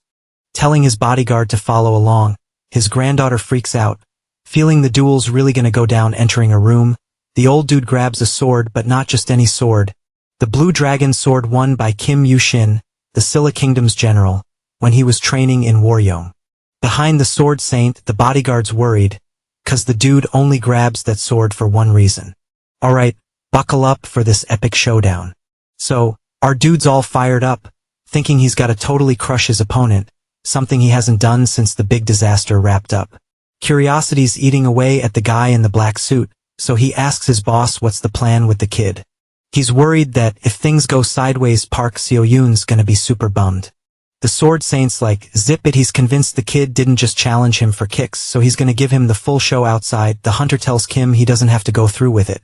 She's like, I can chat with Grandpa and sort this out for you. But Kim's all, nah, I gotta do this. He's thinking maybe Manhwa vanished because of him. So, he's gotta get strong and boss-like to keep his crew safe. And to do that, he's gotta drag the Sword Saint into the duel, making it look like the old dude's got his back, saying bye to the girl. He promises to come back a winner. Inside, the boy's gripping his spear, ready to face the old dude. The old man's like, if you think I'm gonna go easy cause of my granddaughter, think again. Kim's grinning, saying he's not backing down and hopes the old man keeps his word. The old dude whips out the Blue Dragon sword, acknowledging the kid's guts. He's like, you get the first move. Our hero's plotting his attack strategy.